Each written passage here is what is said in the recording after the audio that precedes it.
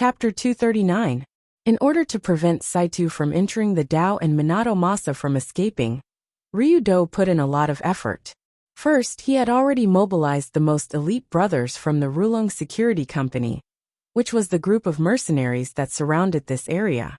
These mercenaries were all veterans of the Rulong group, and each of them was a strong person who had climbed out of a pile of corpses. Gao Yuan also spent a lot of money to hire a few professional mercenary trainers from the Middle East. After such training, coupled with a system of individual combat equipment, the mercenaries were immediately exposed. In addition to mobilizing a large number of troops, Long Do also asked Mingji to make preparations in advance to infiltrate the detention center, where Konoha and Tanya were being held. They could monitor the situation in the detention center at any time, and accurately grasp the time when the other party would escape. Not only that, Sensible also intercepted the message sent by Saito's subordinates to the Misawa base, American liaison. He learned that the woman was planning to escape to the Air Force base, to take a plane out of the country. Now the time, place, and people were all prepared. With such a perfect preparation, Saito, who knew nothing about it, was naturally doomed. In the dark night, the vehicle that was bombed by the rocket launcher was still burning, but even such a raging fire couldn't make the former empress feel any better. I didn't expect this kid to go to this extent. It seems like this is the end. Saito looked at the dozens of armed mercenaries surrounding her and Saito, and the seemingly omnipotent extreme Dao master in front of her. Saito could not help but feel a little regretful. That's right, she regretted it. She really did regret it. If she knew that Ryudo was so strong in all aspects and would be so ruthless, she would not have provoked this guy for the time being. But it was too late to say anything now. The situation was already a dead end, and there was no turning back. Saito, go. You can still escape if you're alone. At the last moment, Saito, who knew that she was going to die, slowly said to Saito. With Ryudo's personality, there was no way he would let her go, and it was impossible for Saito to escape with her. However, with the strength of someone who had entered the Dao, if he intended to escape alone, he might have had a chance to escape. He was going to die anyway, so why drag another person down with him? At this moment, that was what Xiaohe and Tianyu were thinking.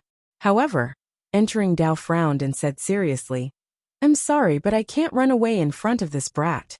For those who had stepped into the Dao, the most unbearable thing was not being ambushed or killed, but being forced to flee in a sorry state by this stinky brat that they hated the most. If he had to flee pathetically in front of Ryudo, he would rather die in battle. At the very least, he would not die in such a cowardly manner. Well said. Even in the face of death, you are still so courageous. However, Ryudo clapped his hands and smiled.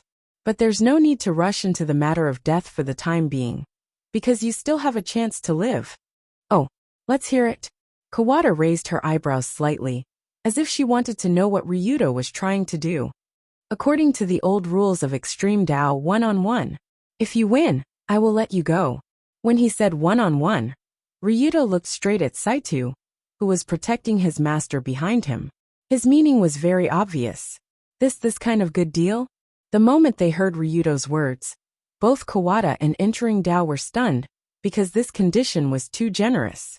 Now that the two were ambushed, and there were dozens of automatic rifles pointing at them, there was no way they could escape.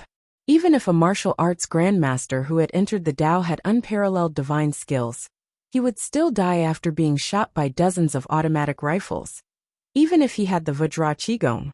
However, Long Do, who had the absolute advantage, had said that he would fight a Dao-reaching realm cultivator one-on-one, and that he would let them go if he won? This was no longer a pie in the sky. It was a King Manchu Han imperial feast. It was very difficult to escape from dozens of fully armed mercenaries, but to win against Ryudo, it was obviously much easier. Are you serious? Entering Dao swallowed his saliva, and asked in an incredulous tone. Don't worry, everyone here is my brothers. If I don't keep my word, will they be willing to follow me in the future? Ryudo reached out and slowly took off his suit jacket, and signaled the Rulong Security Company mercenaries around him to back away a little, leaving the area in the middle empty. From the looks of it, Long Do really intended to fight to the death with the Dao accessing cultivator. He wanted to fight bare-handed like a real man. After confirming that Ryudo was not joking, entering Dao laughed. Ha ha ha. Ha ha ha ha. Ha ha ha ha ha. Even in such a situation, his laughter was still full of boldness and wildness, making his originally incomparably short figure appear even taller under the illumination of the fire. After laughing enough, entering Dao took a deep breath and shouted, "Good! Very good! Very good!" In just 6 words, each word was as loud as a bell. It was as if the darkness of the night sky was about to shatter it. Rip! At the same time, a cracking sound came out from entering Dao. His body rapidly inflated like an inflated doll, and the clothes on his body that were originally close to his body were forcibly torn apart, turning into strips of cloth that scattered on the ground. After the clothes were torn, entering Dao's upper body was bare, revealing his body that seemed to be made of diamond. Compared to a normal human, entering Dao's body was even a little deformed, especially the overly inflated but very tight muscles without any excess fat. It was not like a human's body at all. Even just by looking at it, it was not difficult to see the terrifying power in this body. Is this really a human? Seeing that the demon child was ready for battle, and slowly walked to the center of the field, in front of young Master Ryudo. Even the group of fully armed mercenaries with automatic rifles could not help but have the urge to turn around and run. It was terrifying. Saitu entering Dao was really terrifying. His aura was so powerful that even if they were equipped with very modern weapons, no mercenary felt that they could kill this man here. However, young Master Ryudo seemed to want to fight this man one-on-one? One-on-one with bare hands. Is that okay? Can young Master Ryudo win? Seeing that Ryudo also walked to the entrance, all the mercenaries of the Rulong Security Company could not help but sweat for him. When Ryudo stood in front of entering Dao, the distance between the two was less than a meter. It was almost the kind of distance where people stood close to each other. Then Ryudo did not make a move. Instead, he slowly asked, "Furamaki Sotaro, do you still remember this name?" Furamaki Sotaro? Entering Dao frowned slightly when he heard this. An old man with a goatee immediately appeared in his mind. He looked old, but was very difficult to deal with when he entered battle mode. There is such a person. If I remember correctly, he should have been hit in the dantian by me. As a martial artist, his lifeline is broken. He is my master. Master? Entering Dao was stunned at first. Then he understood why Ryudo insisted on fighting him one-on-one. I see, you want to avenge your master? Why? Can't I? You can, but I'm afraid that you will walk the same path as your master, and your entire sect will be destroyed by my hands. At this point, entering Dao's eyes flashed with a terrifying murderous light. Then, he made the first move at a speed that the human eye could not react to. He swung his right shoulder, and suddenly, his palm went straight through the enemy's chest. This palm seemed simple, but it was a real killer move. It contained the Vajrayana Mahamudra, a real martial art that could destroy gold and jade.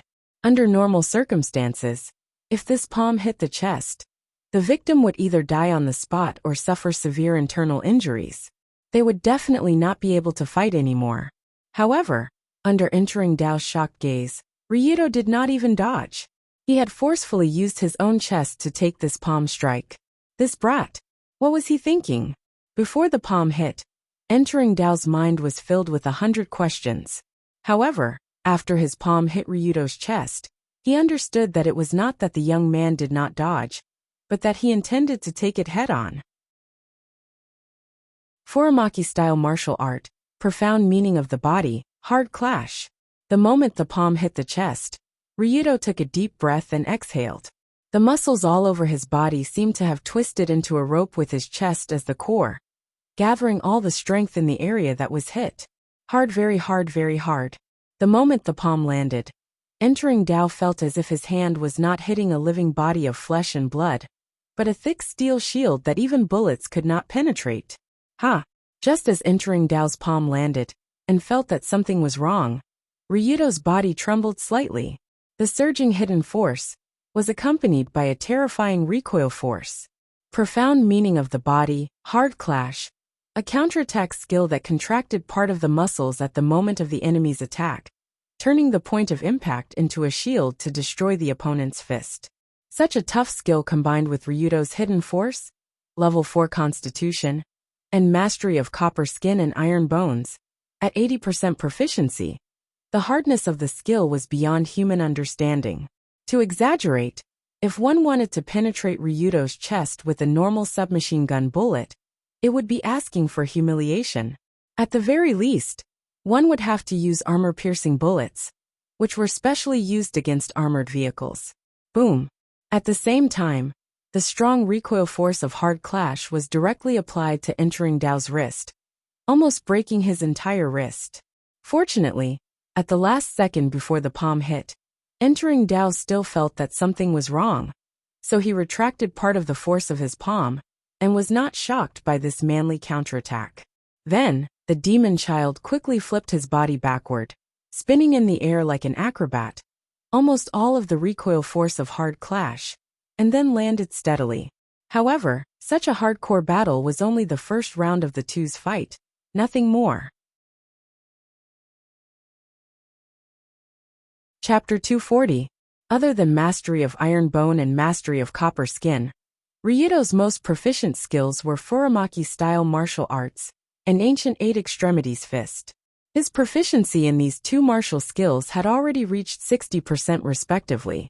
Based on his previous experience, 20% proficiency of a skill was sufficient for actual combat, 40% proficiency of a skill was already quite proficient, and 60% proficiency of a skill was already at the level of a master. To train any one of these skills to the level of a master, it might take a warrior a lifetime of hard work, not to mention two of them.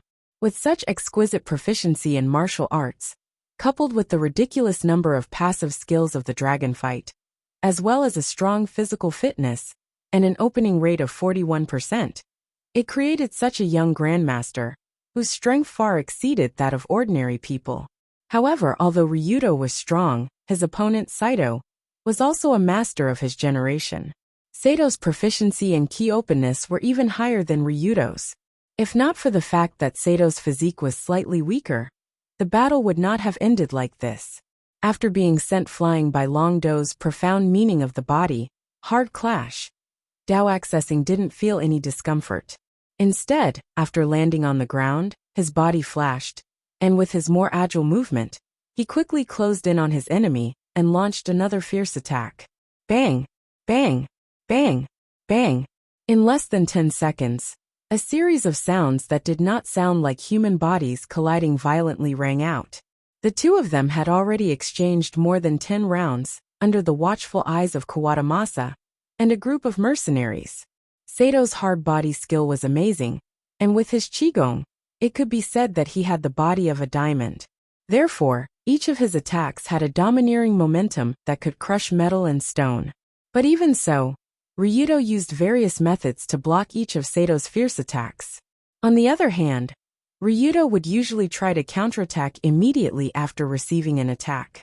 However, Access to Dao, who had already suffered a loss once, was not stupid enough to just stand there and let his opponent counterattack. Instead, he chose to attack with agility. His figure flashed past Ryudo like a rubber ball with 4 limbs. Every time he flashed past, there would be a violent collision. Then the distance between the two of them would increase rapidly, and they would continue to collide for the second, third, and fourth time. In the eyes of ordinary people, the two of them were exchanging blows at an extremely fast speed. It was so fast that they couldn't even see what was happening. It was even hard to imagine that this was actually a battle between two living humans. Due to the speed at which he entered the Dao-reaching realm, they felt as if Ryudo was not fighting with someone who had entered the Dao-reaching realm. Instead, he was playing with a huge yo-yo. Every time the yo-yo crashed into Ryudo with the force of wind and thunder. After being blocked by Ryudo, the yo-yo would quickly bounce off and then crash into him again. At least from a third party's point of view, this was the current situation. However, no matter how nimble the movements of entering the Dao were, Ryudo still needed time to adapt. I see it. Just as Dao-reaching realm's fingers were about to pierce his neck like a sharp spear, Ryudo suddenly swung his left hand upwards and grabbed Dao-reaching Realm's wrist at a strange angle. "This hand, I want it." Then, Ryudo's arm suddenly rotated, and hidden force burst forth. He was actually about to break Dao-reaching Realm's wrist. A grab and a twist. This was the unique technique of the third martial art that Ryudo had mastered, the bone dislocation dragon entanglement hand. However, Dao-reaching Realm, whose wrist was grabbed, was not afraid at all. His body suddenly turned in midair, and he nimbly flipped and turned in the direction that Ryudo was twisting his wrist. This time the joint technique missed. Don't forget that Dao-reaching Realm's Vajra finger also had many superior grappling techniques. In this aspect, he was only better than Ryudo. Moreover, in terms of combat experience, the difference between the two of them was like heaven and earth. It was quite difficult to use joint techniques against Dao-reaching Realm. For example, the last time when he entered the Dao in between the plum blossoms, his wrist and elbow were broken cleanly. It was mainly because he did not expect that this brat Long Do had such an exquisite grappling technique. So he was careless for a moment. Now that he knew how many trump cards Ryudo had up his sleeves, Dao-reaching Realm naturally had an easier time dealing with him. While he was tumbling in the air, Dao-reaching Realm suddenly took a deep breath and kicked out with both legs at the same time, forcing Ryudo to retreat. When he landed, his abdomen had expanded greatly, and he looked like a giant toad. Hiss! Ha! The moment he landed on the ground, Dao-reaching Realm's right hand formed the shape of a trumpet by his mouth. At the same time, he suddenly blew out a breath. Combined with the powerful Dan force, this breath of air was blown into a killing weapon, like an invisible arrow. There were 3 levels of Qi: obvious force, hidden force, and Dan force. The so-called Dan force was actually a force that was released from the abdomen with the dantian as the core. The force of the whole body could be gathered at a single point. Only those who had successfully cultivated Dan force could achieve such a miraculous skill of exhaling Qi like an arrow. Oh, this is... Ryudo had never seen such a strange kung fu until now. He only felt a wave of Qi coming at him, and the surging Qi arrow blasted directly between his eyes. When the sharp Qi entered his eyes, Ryudo only felt a sharp pain in his eyes. His body unconsciously retreated. This retreat was what Dao-reaching Realm wanted. He immediately tapped his legs on the ground, and his whole body bounced up from the ground like a rubber ball. He jumped more than 3 meters in the air and pressed down with his Qi. With the momentum of Mount Tai, he pressed down on Ryudo's head. With his eyes blocked, Ryudo could not dodge in time. He could only cross his arms over his head in the direction of the Qi pressure. Boom! When Dao-reaching Realm's body pressed down on Ryudo's arms with the force of 1,000 pounds, the youth's feet were pressed down into the solid layer of soil. The surrounding soil even showed signs of cracking. One hit. With just one hit, Ryudo's lower thighs sank into the ground. This brought great inconvenience to his movements. Generally speaking, it was not very difficult for an expert like Ryudo to pull his body out of the ground.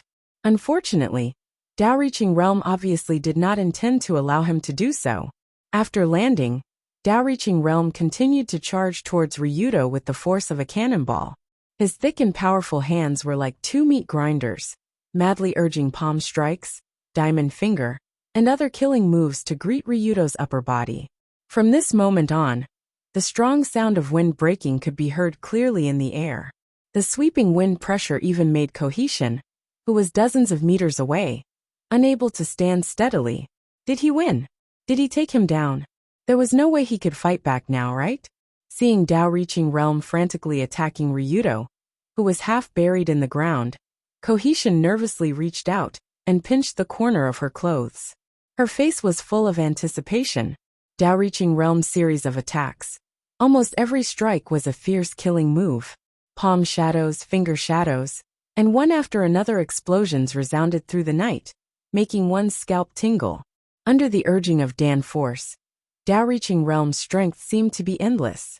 After continuously attacking with over 100 palms, he still did not stop. He actually intended to beat Ryudo to death just like that. Even for Ryudo, who had an almost indestructible diamond body, this was a dangerous situation. His body was surrounded by palm shadows and finger shadows. Every palm was aimed at his Tianling acupoint, Taiyang acupoint, Shinting acupoint, and other vital points. Every finger wanted to poke a big hole in his throat or eye socket. The ferocity of the attacks made one feel like they were being sucked into a storm of death. Unknowingly, Ryudo had blocked and endured countless attacks. Although he relied on the copper skin and iron bones dual mastery, and the profound meaning of the body, hard block, to offset most of the damage, the accumulated damage was not to be underestimated. As if he had taken too many hits, his right arm, which was always in front of him, unconsciously drooped down. A chance. Dao-reaching Realm saw this scene, and was suddenly overjoyed. His left hand struck Ryudo's head with all his strength. This time, Dao-reaching Realm could be said to have used his entire life's worth of skills. He used obvious force, hidden force, and Dan force all at once. He also used all the martial arts skills he could think of. A one-hit kill. As long as this palm strike landed, Dao-reaching Realm could guarantee that Ryudo would definitely die on the spot. Even if his skull was as thick as a steel plate, it would be useless. Perhaps because he had finally found a rare opportunity to kill, Dao-reaching Realm's expression was obviously overjoyed. He did not pay attention to other places, such as Ryudo's drooping hand.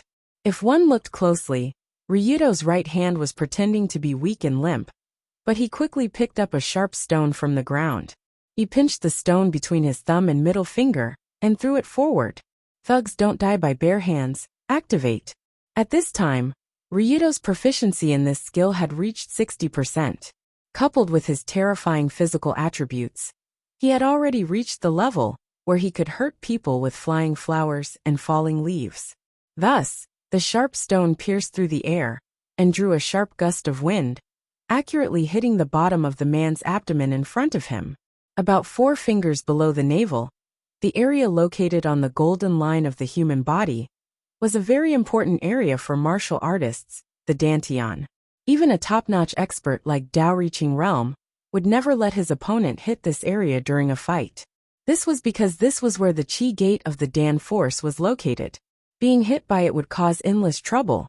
But just as Dao-reaching Realm was excitedly preparing to launch the final blow on Ryudo, the stone that contained the power to pierce through steel accurately landed in the center of the demon child's dantian. The entire stone was embedded in it. Poof! In an instant, a huge force directly hit the wall of his abdomen. The chi that was originally condensed in his dantian was suddenly pierced. It was as if someone had used a sharp needle to puncture a balloon filled with air. At the same time, Dao-reaching Realm's palm strike, which should have been fatal, landed on Ryudo's head. However, because the Dan force was broken, the power of this palm strike was greatly reduced. Although it made Ryudo dizzy, it was not fatal because he had used hard hit in advance. Dao-reaching Realm, you are really a powerful opponent. But unfortunately, the winner of this battle is me. Just as Dao-reaching Realm's dantian was inexplicably injured and his body stagnated, Ryudo's body quickly rose from the ground. He threw a punch in midair, directly hitting Dao-reaching Realm's iron mask in the face. Bang! With a crisp sound, the iron mask covering the face of the demon child shattered, and the face inside that was beaten beyond recognition by this punch was also exposed to the air. Chapter 241. This punch gathered all of Ryudo's strength. When the face of the gate of Dao Master was hit, Long Do could clearly feel that the bones of the martial Dao Master's face were shattered into pieces. He could even see that the martial Dao Master's eyeballs were about to fly out of their sockets. The next moment, the demon child fell to the ground along with the fragments of the iron mask that slid off his face. His body struggled for a moment before it completely stopped moving. Dead. Saito entering the Dao was indeed dead. It had only taken a single punch. Before he died, the man whose muscles had swelled up like air was like a deflated balloon. He quickly returned to his usual short and small appearance. His dantian was broken, causing his strength to be impeded and his blood flow to be obstructed. This was an absolutely fatal blow to a master who relied heavily on ki. Furamaki Sotaro's dantian was broken, causing his strength to plummet. If Saito was at his peak state, he had 99 points of resistance. Then when his dantian was broken, and his strength quickly disappeared, he was left with less than 20 points. He was in an absolute state of weakness. When Ryudo punched him in the face in such a weakened state, the force naturally penetrated his cheeks and into his brain, shattering his brain on the spot. Heh! Just as Saito was lying on the cold ground, looking up at the dark sky above, he seemed to let out a chuckle. Long Do would never know what this martial Dao grandmaster was laughing about, or what he was thinking about. There was no need for him to know. But in any case, he was now clear about one thing, and that was that he was the victor of this death match. He finally won. After confirming that Saito took his last breath, Ryudo couldn't help but sit on the ground and let out a deep sigh of relief. From the moment the battle began, Long Do's nerves had been stretched taut from start to finish. After all, this was a death match with the demon child. If he wasn't careful, he might be killed on the spot. It was truly a life and death battle. In particular, the key arrow in the middle really caught Ryudo off guard. Half of his body was pressed into the ground, and he almost died there. But fortunately, Ryudo boldly used "the rogue does not die by bare hands" to break Sata's dantian. That was how he found the opportunity to turn defeat into victory. The battle between masters was like this. One wrong move, and the whole game was lost. Victory and defeat was often only a hair's breadth away. However, although Ryudo won, it wasn't easy for him. At this moment, when he relaxed, he felt that there was almost no part of his body that did not hurt, especially the part of his arm that had blocked a large number of attacks. It was bruised and swollen, which was extremely terrible. But no matter what, the winner was still the winner. When Ryudo slowly stood up, the group of Rulong Security Company mercenaries around him also cheered. Win! Win! Boss won! Ha ha ha ha ha! Boss is mighty! Boss is majestic! Boss is so fierce! He really killed the old monster single-handedly. For a time, the group of mercenaries with automatic rifles in their hands began to cheer enthusiastically. The wilderness next to the road was full of lively air. It had to be said that after the battle just now, compared to Long Do, this group of brothers from Rulong Security Company were actually more nervous. Especially during the period when Ryudo was suppressed by Saito, this group of mercenaries couldn't wait to shoot the old monster directly in the back. But considering that doing so would actually discredit their boss, they could only obediently put away their guns and continue to watch in fear. However, the rule of this world was that if some people were happy, others would be sad.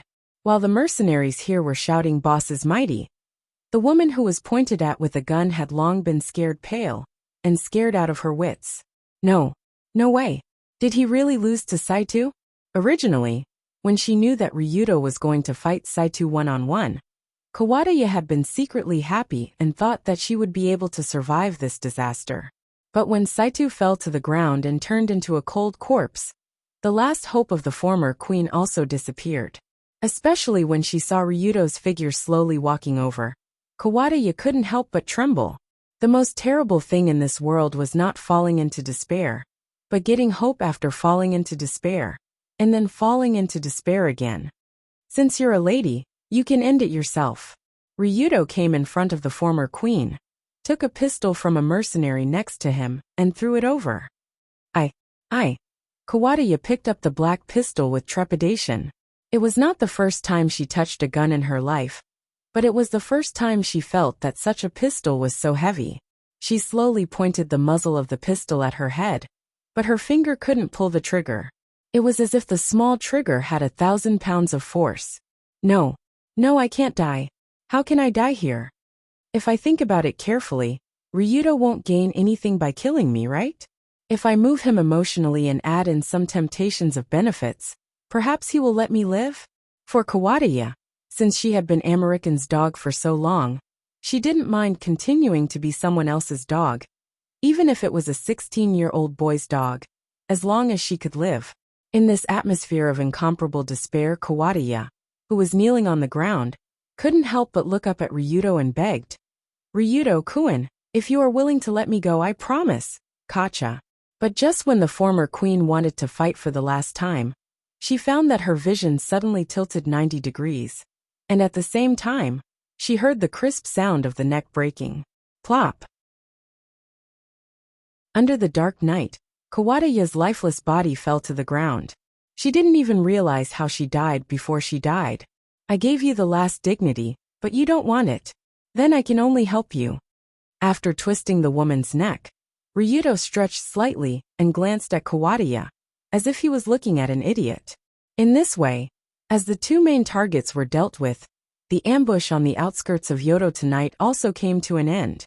Next, this group of mercenaries from the Rulong Security Company would quickly dispose of the 3 cars, as well as the bodies of the group of people including Saito and Kawadaya, and clean up the scene as if nothing had happened. However, these things had nothing to do with Ryudo. He had already sat in his exclusive car, and under the direction of Narukai Otani, he drove in the direction of Yodo City Circle. That night, the Martial Dao Grandmaster and the Empress of a generation disappeared from the world one after another. Not many people knew how they disappeared. However, just as the group of mercenaries was disposing of the cars in that area and preparing to sink the bodies inside with the cars to the bottom of the nearby river, a pair of eyes that were still sharp like an eagle in the night were watching their movements. It was a boy who looked at most 17 or 18 years old, but his body was as thin as 13 or 14 years old. After observing the situation here, the figure wearing a black tight suit, like a living ghost, unknowingly disappeared from where he was. No one knew when he came, and no one knew when he left. However, not long after, in the study room on the top floor of the unrestrained Sky Tower, a giant building located on the artificial island in the middle of Yodo Bay, this ghost-like figure knelt on the gorgeous carpet that was sprayed in a mess by someone. I am Sama, Kawadaya and Saito Rudo have confirmed their deaths, and the whole process has been completely recorded. This Tenmu group, who was particularly good at night operations, secretly endured. The real snake took out a disc from his arms and respectfully handed it to the lady in front of him. And this woman with a peerless appearance, but her aura was as chaotic as the abyss. She stuffed the disc recorded by the real snake into the machine on the table and immediately watched it with relish. Ha ha ha ha. It's actually a rocket launcher. But this firepower is a bit low. It should be an old model from more than 10 years ago.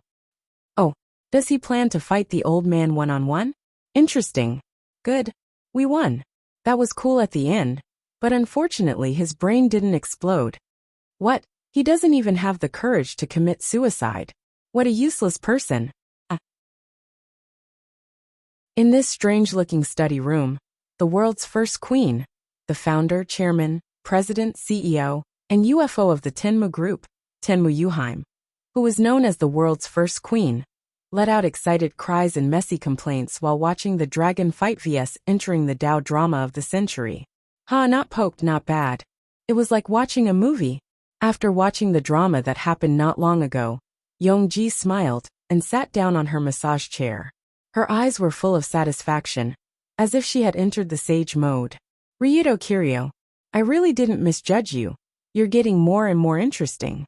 In the middle of the night, Ayam, who was alone in the office, repeatedly thought about the domineering figure in the video. The more she thought about it, the more she felt the strong momentum that looked down on the world. As she thought about it, in the end, she even felt that some part of her body was a little wet. It should be her eyes that were a little wet, probably.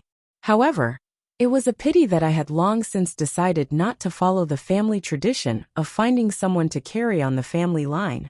Otherwise, Long Do would definitely be able to provide the Heavenly Eye clan with the best genes, and the child born would definitely be the strongest Heavenly Eye in history. When she thought about the scene in the video where the young and strong body was squeezed by her genes, Ayam couldn't help but laugh again. But don't worry. There will be a lot of interaction between us in the future, and I'll slowly love you then, dear Ryudo-kun. After carefully storing the CD of Ryudo's heroic figure, Ayam leaned on the massage chair and slowly fell asleep. In the dream, she seemed to see ruins that were burned by a raging fire. Ayam walked alone in the ruins, as if she was an empress patrolling her own territory. Her nose was filled with the strong smell of burnt flesh and corpses. In front of her, other than the burnt corpses, there were only human ruins left. Destroy, destroy, destroy the insignificant human countries and human civilization, and build a world that belongs to us, the heavenly demons. This is the long-cherished wish of the Tenmu clan. It is also the meaning of your existence. Unknowingly, I seemed to hear her father's roar. That hysterical, psychopathic voice had accompanied her throughout her childhood and growth, until the man was personally chopped into pieces by and fed to the dogs. Only then did it stop. Of course, had no interest in building a world for the heavenly demons. Although she kept expanding her influence according to the family tradition, and kept creating large numbers of massacres, it wasn't because she wanted to follow her father's words. She just wanted to have some fun, and live purely for her own interests. It was that simple. Thinking about this, who was half awake, revealed a joyful smile, like a flower of extreme evil growing in a sea of blood. Chapter 242. Unknowingly, spring had gradually come to an end. The summer sun gradually shone on the earth, making people feel a blazing sense of youth. Why did he say that it was the heat of youth? Because although summer was hot, for boys in puberty, it was a good season to feast their eyes. Summer had arrived. The girls of Dory No. 1 High School had also changed out of their slightly stuffy long-sleeved school uniforms into more refreshing short-sleeved ones. The length of their skirts had also been significantly reduced. Nice. There shouldn't be any boys who didn't care about the girls' underwear that was faintly discernible under the thin summer uniform. Especially the texture of the clothes sticking to the skin after sweating. It was simply irresistible. Oh, and the scenery under the short skirt. Who could resist the beautiful posture of a pair of straight and slender legs swinging while walking? If there is, then stand out, bastard. There were also the ankles, the armpits, the back of the neck, and the collarbone. When summer was mentioned, there were too many things to talk about. It would take 3 days and 3 nights to talk about all of them. What did this have to do with summer? What a joke. These were the things that boys in puberty liked the most. What? You said that boys in puberty weren't the same as perverts? What a joke. What's the difference? What's wrong with boys being perverts? But in reality, at least for Ryudo, these two words didn't seem to have any difference. This was because early in the morning, there was a young girl in front of him who was drenched in sweat. Her hair was sticky and stuck to her slender white neck, and she was constantly gasping for breath. The location was the bamboo forest outside Ryudo's bedroom. Early summer was the time when the bamboo was dense.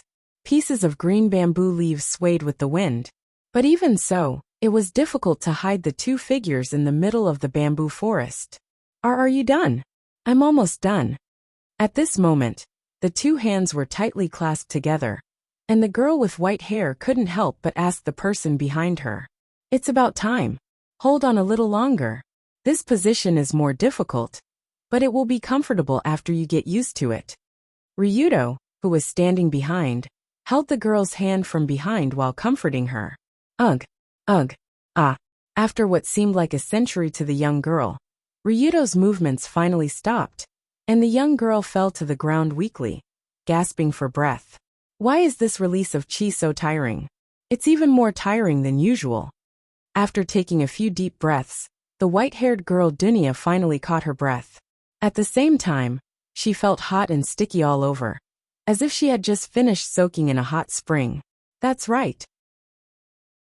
The reason why Dunya was in the headquarters of the Rulon group early in the morning and stayed in the bamboo forest with Ryudo was that they were going through the opening of Ki. According to old Master Furamaki, the easiest way to open up Chi was to directly stimulate all the acupoints in the body.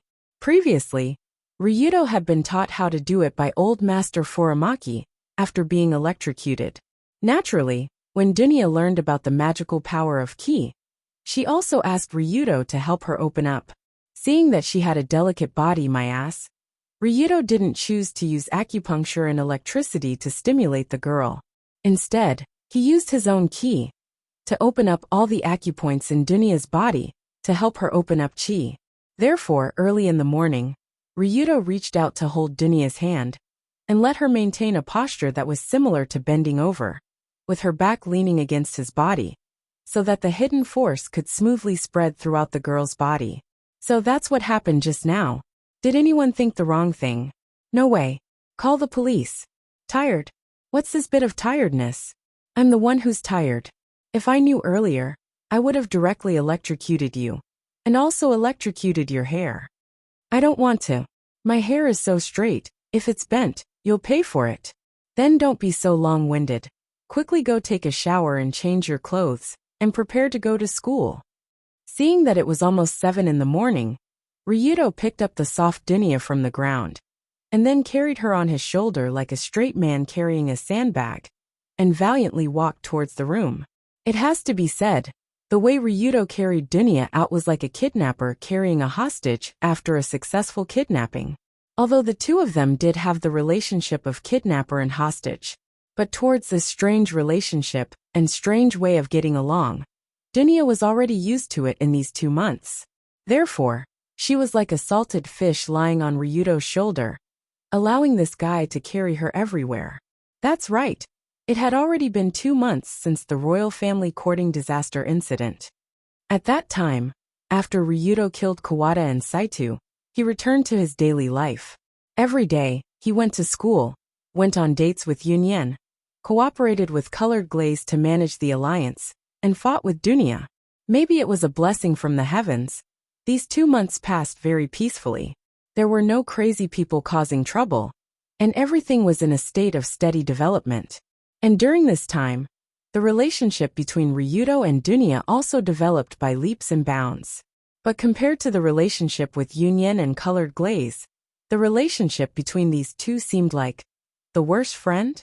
Perhaps it was because Dunya was falling more and more into the bottomless abyss of fighting craze. She came to find Ryudo more often than Colored Glaze and Yunyen combined. Almost every day at around 5 or 6 o'clock in the morning, Miss Saito would wear sportswear and run from her home to the Rulong Group headquarters, then rush into Ryudo's room to wake him up from the bed. Because Colored Glaze had already moved back to the Kamishiro villa, now Ryudo returned to his familiar room. But even so, Dunya never felt shy about rushing into this man's room. Not long after, when Dunya and Ryudo sat together at the dining table to eat breakfast, this little bear didn't hesitate to take out a frosted glass from the fridge and put it to her rosy lips, pouring the vodka inside into her mouth. Looking at the way Dunya drank the vodka, it felt like an ordinary girl drinking sweet milk tea. But in fact, it was a strong liquor with more than 60 degrees, the kind that a strong man could drink in one gulp. After drinking more than half of the glass in one go, Dunya put the glass on the table and laughed. Phew!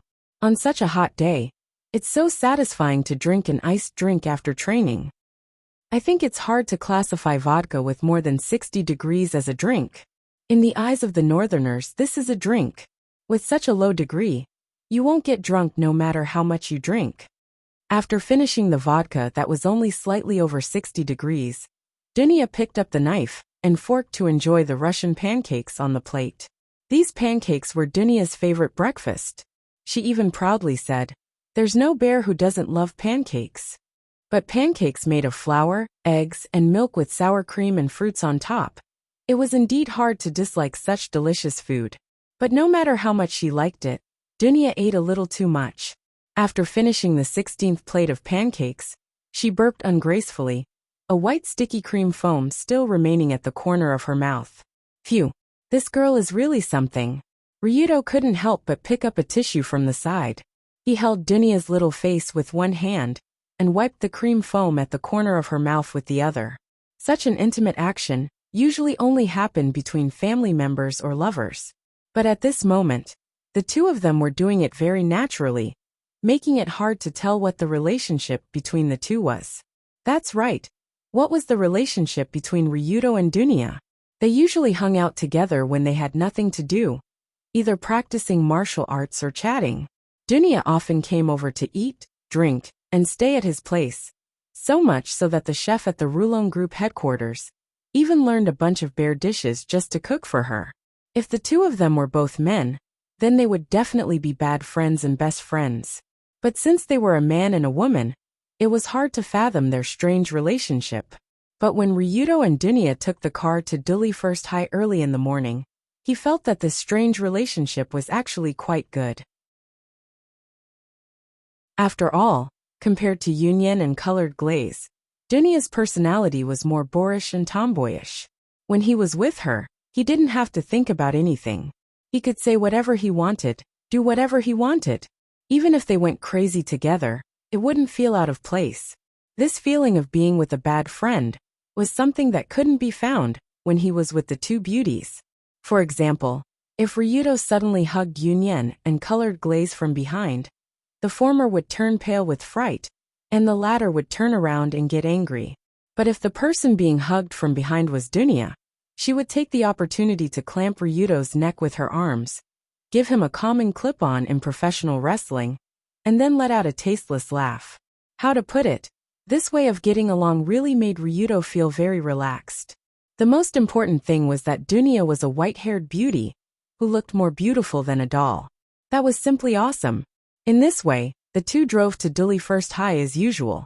On the way, Dunya casually asked, "By the way, it seems that the opening of Tokyo Big Body Raising Festival is in a week. Have you participated in it last time?" Tokyo Big Body Raising Festival. What is it again? Hearing Dunya's question, Ryudo couldn't help but scratch his head, as if he had no impression of this term.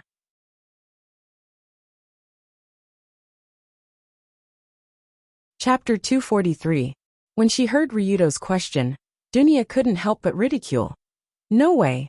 Are you born and raised in Tokyo? How come you don't even know about the Tokyo General Educational Festival?" "I'm a native of Tokyo." "Hooligan. You don't think hooligans will be interested in those high school activities, right?" At this point, Long Do puffed out his chest proudly. He didn't feel ashamed at all. Instead, he felt proud. In fact, this was indeed the case. Before this year, the original owner of Ryudo's body basically didn't go to school. It was already hard work to go to school every day. Moreover, with his hooligan identity, no one dared to invite him to participate in school activities. Isn't that asking for a snub? So almost all the school activities in the past, Ryudo gloriously missed them. However, the situation this year was completely different from last year. Last year, Ryudo Kiryu, who was still a freshman in high school, was a bastard with no charm. Let alone a girlfriend, he couldn't even find a friend. But this year, he had unexpectedly become the #1 high school in Kyoto, and even the king of popularity in Tokyo. Especially the Kokyo middle finger incident 2 months ago, it had allowed him to climb to the top of high school. Therefore, it was difficult to say that the upcoming Tokyo General Educational Festival had nothing to do with Ryudo. After all, there was a traditional event in this sports festival, which was the most eye-catching 5 schools opening ceremony. The students of the 5 high schools participating in the Tokyo General Educational Festival would gather together, and the sworn representative, elected through voting, would be responsible for reading some nonsense. It was almost the same thing, but since this sworn representative was elected through voting, it was equivalent to a kind of popularity selection. Since it was a popularity vote, most of the people who were elected were beautiful women. For example, the sworn representative elected last year was Kanzaki-colored glaze. The year before last was Union Sakujiri. This year's sworn representative should have been Dunya. But, look, your votes are way ahead of the rest of the candidates. You have more votes than all the other candidates combined. Immediately, Dunya opened the Igao BBS, in annoyance, and showed the real-time votes in front of Ryudo. Since it was the Tokyo Metropolitan Sports Festival, it was naturally impossible for only Dori #1 high school to participate. In fact, this was a large-scale sports festival held by 5 high schools together, so the number of candidates participating in the voting was naturally very large. In previous years, the popularity poll for Tokyo Metropolitan Cultural Festival, sworn representative, should still be in full swing. But this year's poll had already come to an end. Unlike previous years, there was a bastard named Ryudo Kiryu, who had more votes than the runner-up by more than 100 times. The others didn't even need to vote, even beautiful girls like Yunyin and Colored Glaze. Ryudo could only smile bitterly when he saw the ridiculous number of votes. Are you kidding me? Are these guys crazy? Why are they voting for me like crazy? It can't be helped. Most of the residents of Tokyo have heard of the name Ryudo Kiryu. Most people will vote for someone familiar. Isn't this a matter of course? Ha ha ha. At this point, Dunya couldn't help but laugh loudly. The barbell-like laughter filled the entire car, making people feel more and more depressed. Although Dunya felt a little upset that she was not chosen, compared to this, she was obviously more willing to see Ryudo's expression when he was defeated. After all, in the previous Tokyo Metropolitan Cultural Festival, students who were sworn representatives needed to participate in at least one sports event. In other words, Ryudo definitely couldn't be a spectator this time. He also had to participate in the activities. However, when Ryudo learned this, he curled his lips and said disdainfully, "Asking me to participate in these high school-level sports events is simply bullying a child. What's the point of this?" Indeed, Ryudo had no experience in participating in sports events. He didn't know anything, but he was the strongest high school athlete. Thanks to the LV4 physique of the international warrior level, Ryudo's physical fitness had far exceeded the range of high school students. Therefore, as long as he was willing to look at the rules, he could win any sports event on the spot. Really? But there are some events that can't be won by strength and speed alone. For example, football, basketball, baseball that emphasizes team cooperation, or table tennis, kendo, and so on that rely more on skills. TSK. Ryudo heard the words and snorted disdainfully. He smiled and said, "As long as I am willing to participate in these events you mentioned, the championships are all mine. None of them can run away." Really? Then how about a bet? After hearing this sentence, Dunya's eyes lit up and proposed a bet again. During this period of time, the two of them had also made some childish bets while playing around. For example, they bet on who could run faster, and the loser would have to give the winner a massage, or something like that. It was just that because Dunya's brain was not very good, most of the bets had already determined the fact that Ryudo was the beneficiary at the moment when they were made. After all, whether it was being massaged by Dunya's little hand, or helping to massage Dunya's soft body, it was the supreme enjoyment for Ryudo. Of course, he wouldn't be stupid enough to tell this white stupid bear about this kind of thing. Because he could take advantage of every bet, Ryudo also asked with a smile, "Bet? What are you going to bet this time?" "Let's bet whether you can win the championship of the Tokyo Metropolitan Cultural Festival. In the 6 events mentioned just now, it's all 6, not one less. And this is not impossible. But the question is, what are you going to bet with? If I win, you have to take me to the River Saihara Arena." It's as simple as that. When mentioning this name, Dunya couldn't help swallowing a mouthful of saliva, as if she was yearning for that place. In fact, after Union accidentally mentioned the experience of going to the River Saihara Arena with Ryudo, Dunya had been drooling over the legendary underground arena. Dunya's character was well known. She was the kind of person who refused to admit defeat, had a bad temper, and often wanted to beat people. But it had to be said that since the painful lesson of the Tokyo Regal Hotel incident, Dunya was indeed very diligent on the road of martial arts. She was so diligent that even Ryudo admired her. With the careful guidance of Ryudo and Wu Hong, coupled with Dunya's own good talent, superhuman physical fitness, and the belief of absolutely becoming stronger, the girl's cultivation during this period could be said to have improved by leaps and bounds. She was already a different person from 2 months ago. So in the past 2 months, the eldest daughter of the Saito family had almost kicked all the dojos in Tokyo. It became more and more difficult to find a strong opponent. From this perspective, it wasn't that Long Do couldn't understand why she wanted to go to the underground arena to find stronger opponents to spar with. However, the problem was that the original arena of the river race wasn't a place that anyone could enter. Now Ryudo had fought more than 10 matches in the River Saihara Arena and successfully promoted to A-level fighter. He had a comprehensive understanding of the environment there. How to describe it? The fighters who fought underground there were basically trash from all over the world. They were either homicidal maniacs or martial arts fanatics.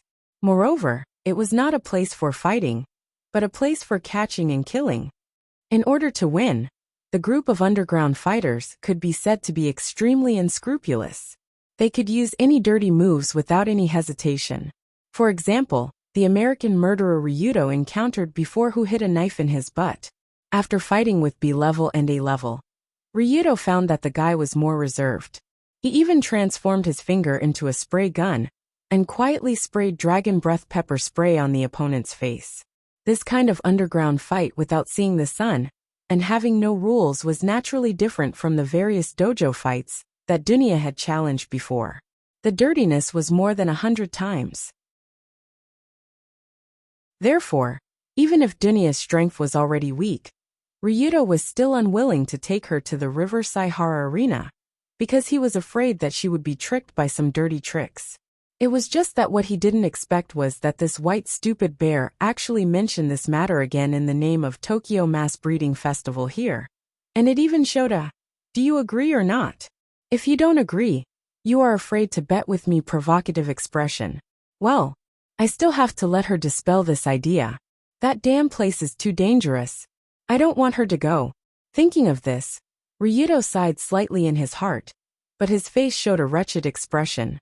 He said with a weird smile, "If you plan to use this as a bet with me, then you have to pay the corresponding price." Corresponding price? Isn't it a massage as the price? Of course not a massage. In fact, there is one thing I want to do to you for a long time. Let's use this as a bet. What is it? I have no problem with it. Seeing Ryudo's expression that was different from usual, and looked particularly wretched, Dunya was obviously stunned, but she still forced herself to straighten her back and replied, "It's good that you have no problem. If you lose, let me hug you to sleep for a night." What? Sleep for a night? The moment she heard Ryudo's outrageous bet, Dunya's cute twin ponytails on her head almost stood up, like a kitten with its hair standing on end. If I lose, let him hug me to sleep for a night? Although Dunya usually behaved carelessly, she was still a teenage girl. How could she not have any awareness of the opposite sex? So at this time, when she heard Ryudo's request that was completely like X's harassment, her face suddenly flushed, and her body unconsciously stepped back. How about it? If it doesn't work, then cancel this bet. I don't care anyway. After seeing Dunya's panicked expression, Ryudo secretly laughed in his heart, but his face continued to maintain the expression of a weird uncle looking at the white-haired little loli next to him. This scene made people want to call 110 on the spot. In essence, Ryudo didn't want to make this bet with Dunya, because participating in the Tokyo Mass Breeding Festival sounded very troublesome, and it would be even more troublesome if he accidentally lost. That was why he deliberately proposed such a ridiculous bet, hoping that Dunya would give up on her own accord. Give up, just give up, you don't want to be hugged by me. Humph. No problem. Let's bet. I'm not afraid of you, bastard.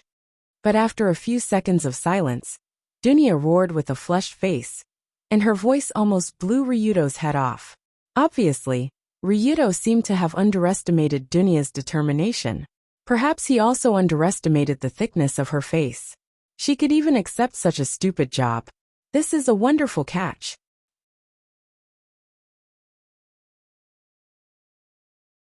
Chapter 244. Ryudo wasn't wrong. He really wanted to hug Dunya to sleep. It was just that this kind of sleep was not the kind of sleep. It was a pure sleep where one would hug someone as a pillow and not do anything messy. The reason why he had this idea was because Dunya's body really suited Ryudo's taste. After all, this Northland bear was very cute. Her skin was white and her body was slender. She was as delicate as a living doll. On the other hand, her body was much stronger than ordinary people. No matter how much force he used, there wouldn't be any problems. This kind of strong body was really what Ryudo liked. No matter how much force he used, she wouldn't cry out in pain. Ahem, of course. It was just the kind of force that he wanted to use to rub her like a large pillow. There was no other meaning. However, Ryudo didn't think that Dunya would really agree to this bet. At first, he only wanted to scare the girl away to prevent more trouble. It's decided then. This time's Tokyo Mass Raising Festival will be the time for us to decide the winner. Humph. Even when the two arrived at the gate of Dooley First High School, and Dunya walked toward the first-year teaching building, she couldn't help but raise her head and puff out her chest. From Dunya's attitude, it seemed like she really didn't care that she had to sleep with Ryudo for a night. Although this Northland bear probably didn't know what would happen if she slept with a man for a night. That's right, the balloon incident from before was still fresh in her mind. Sigh. What the hell is this? When Ryudo accepted a bet early in the morning and felt complicated about the strange thing that he bet, the next thing that happened made his feelings even more complicated. Generally speaking, the students of Takuri First High School had to change into indoor shoes before entering the building. Although it was troublesome, rules were rules.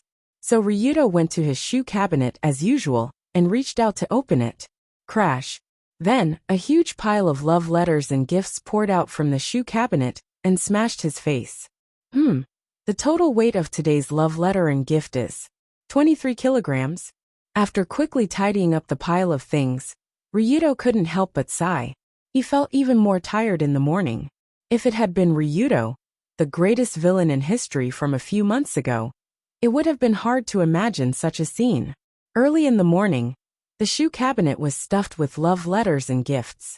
It was the kind of treatment that only school idols would receive.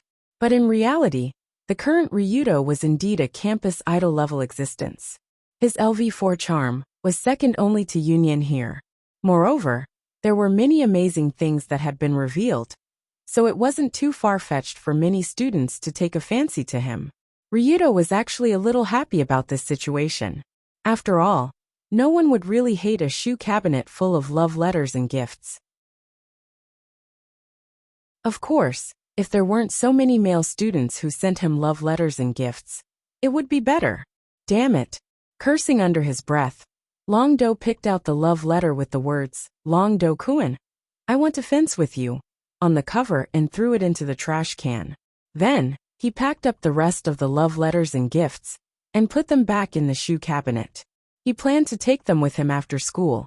Ring ring ring ring ring. But just as he was about to go to the classroom, his phone suddenly vibrated. Apparently, someone sent a message. Old man Adolf. Is it the principal? Is he looking for me? Ryudo picked up the phone, and saw that it was the old principal who sent a, Are you free? Come to the principal's office message. It looked like the old man was lonely, and wanted someone to accompany him.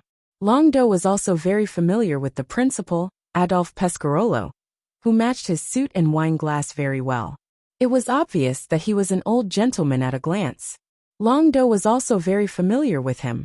After all, from the beginning, Ryudo was able to enter this Kyoto First High School because of the old principal's great efforts. One of the reasons was that when he was dancing outside, he touched the butt of a Kyokushin girlfriend and was almost hit in the head by her boyfriend with a bottle. It was a passerby who saved him. It was also because of this relationship, plus the fact that the old principal was indeed an interesting old man. Ryudo usually had a good relationship with him. He would go to the principal's office to sit and play games with him. But at this time, in the principal's office of Kyoto First High School, Principal Adolf was anxiously sitting in a chair with his hand on his forehead. There was a document on the principal's table. According to the document, the Tokyo Metropolitan Festival's swearing representative was Ryudo Kiryo. It also deliberately reminded the principal of Kyoto First High School to let the student attend and participate in the sports competition. In fact, since a long time ago, this so-called Tokyo Metropolitan Education Festival was a competition between 5 of the more famous universities in Tokyo in order to attract outstanding students. Therefore, every time the Tokyo Metropolitan Festival opened, it was tantamount to a war for Adolf, a war that could not be lost. Especially 2 years ago, the swearing representative that could attract popularity to the school was consecutively won by 2 beauties from Ichihan High School. While this brought a lot of popularity to Ichihan High School, it also attracted the jealousy of the other 4 high schools. Jealousy made people unrecognizable, especially between old men. Principal Adolf, this year's swearing representative is from your school again. It's really glorious. Isn't it? And it's a Kyokushin young master, haha. Oh right, he's a big shot. Will he come to participate in the Tokyo Metropolitan Festival? If he doesn't show up, how will Ichihan High School get off the stage? How is that possible? Principal Adolf will definitely deal with that Kyokushin young master, right? Just last night, at the banquet where the principals of the 5 high schools gathered together, the other 4 principals made all kinds of sarcasm and ridicule to Adolf about Ryudo, as if they were sure that the Kyokushin young master would not participate in this kind of high school level competition. But from an objective point of view, what they said was not completely unreasonable. After all, last year when Ryudo was in the Tokyo Metropolitan Festival, he chose to run away directly. He ran to the street and beat up by Chinga. Adolf knew this very well, and he knew that the Kyokushin young master was indeed not interested in this kind of activity. Thinking of this, Adolf almost didn't sleep last night. He had been thinking about how to persuade Ryudo. In the end, Adolf thought of a very shameless way, commonly known as crying, making a scene, and kneeling down. Ryudo-kun, for the sake of your father and I know each other, just give this old man some face, okay? Ryudo-kun, you must come and participate in the competition. Otherwise, how can an old man like me live? Ryudo-kun, do you think my posture under the ground is standard? Do you have the heart to let an old man like me kneel on the ground like this? Just as Adolf was imagining himself crying and kneeling down in various positions in his mind, the door of the principal's office was pushed open from the outside, and the familiar figure walked in leisurely. Very good, ready to attack at any time. Suddenly, Adolf swallowed a mouthful of saliva and reached out to touch the knee pads that had been wrapped around his knees. Because Adolf has rich experience in kneeling to his wife, he knows very well how to do this Japanese etiquette to the extreme. That Ryudo-kun, you see. By the way, old man, I want to participate in 6 events in the Tokyo Metropolitan Festival in a week. This should be okay, right? Before Adolf began to cry and kneel down with snot and tears, Ryudo, who walked in the door, took the lead and said such a sentence. Did King hear it wrong? Ryudo Kiryu. He took the initiative to participate in the Tokyo Metropolitan Festival project? Doesn't that mean I don't have to kneel? Pfft. Ha ha ha. Ha ha ha ha ha. Suddenly, Adolf couldn't help but laugh out loud, and there was a sense of heroism in his laughter. Before Ryudo could figure out what this guy was laughing about, he reached out and patted Ryudo on the shoulder and laughed. No problem. Although it's reasonable to say that each person can only participate in one event, I will use the principal's privilege to help you open the back door and guarantee that you can participate in all 6 events. Oh, thank you very much. You're welcome, it's what I should do. By the way, why did you ask me to come here? Actually, I just want to inform you that you have been selected as the representative of the oath ceremony, and you will have to speak on stage. That's all. It's nice to have a principal who is easy to talk to. This kind of thing that doesn't conform to the rules can be easily explained. When leaving the principal's office, Ryudo nodded, and his impression of the old man Adolf increased a lot. However, in the principal's office, Adolf jumped up from behind the table and directly slid on the floor in excitement. Yay! Ha ha ha ha ha. He looked a little old, but his body, which had been tested on the dance floor for a long time, quickly slid across the floor with the help of his knee pads. Furthermore, he struck a very Chinibu pose, like the brightest child in the dance hall. Adolf originally planned to use all kinds of methods to ask Ryudo to participate in one event, even if it was just to go through the motions. But he didn't expect Ryudo to be so generous, and actually took the initiative to ask to participate in 6 events at once. 6 events. 6 of them. This isn't a pillow when you're sleepy, but a suite when you're sleepy. There's a beauty in a cool nightgown in the room to warm your bed. This is great. With the participation of the dragon fighting lord, I will definitely be able to win all 6 competitions. Those old fogies who were waiting to see me make a fool of myself. Let's see if you will die this time. Adolf naturally knew Ryudo's strength that surpassed the level of a high school student. Therefore, he was really looking forward to seeing this monster play with the elite soldiers sent by the other 4 schools at the Tokyo Great Festival. What kind of interesting expression would the 4 old men have on their faces?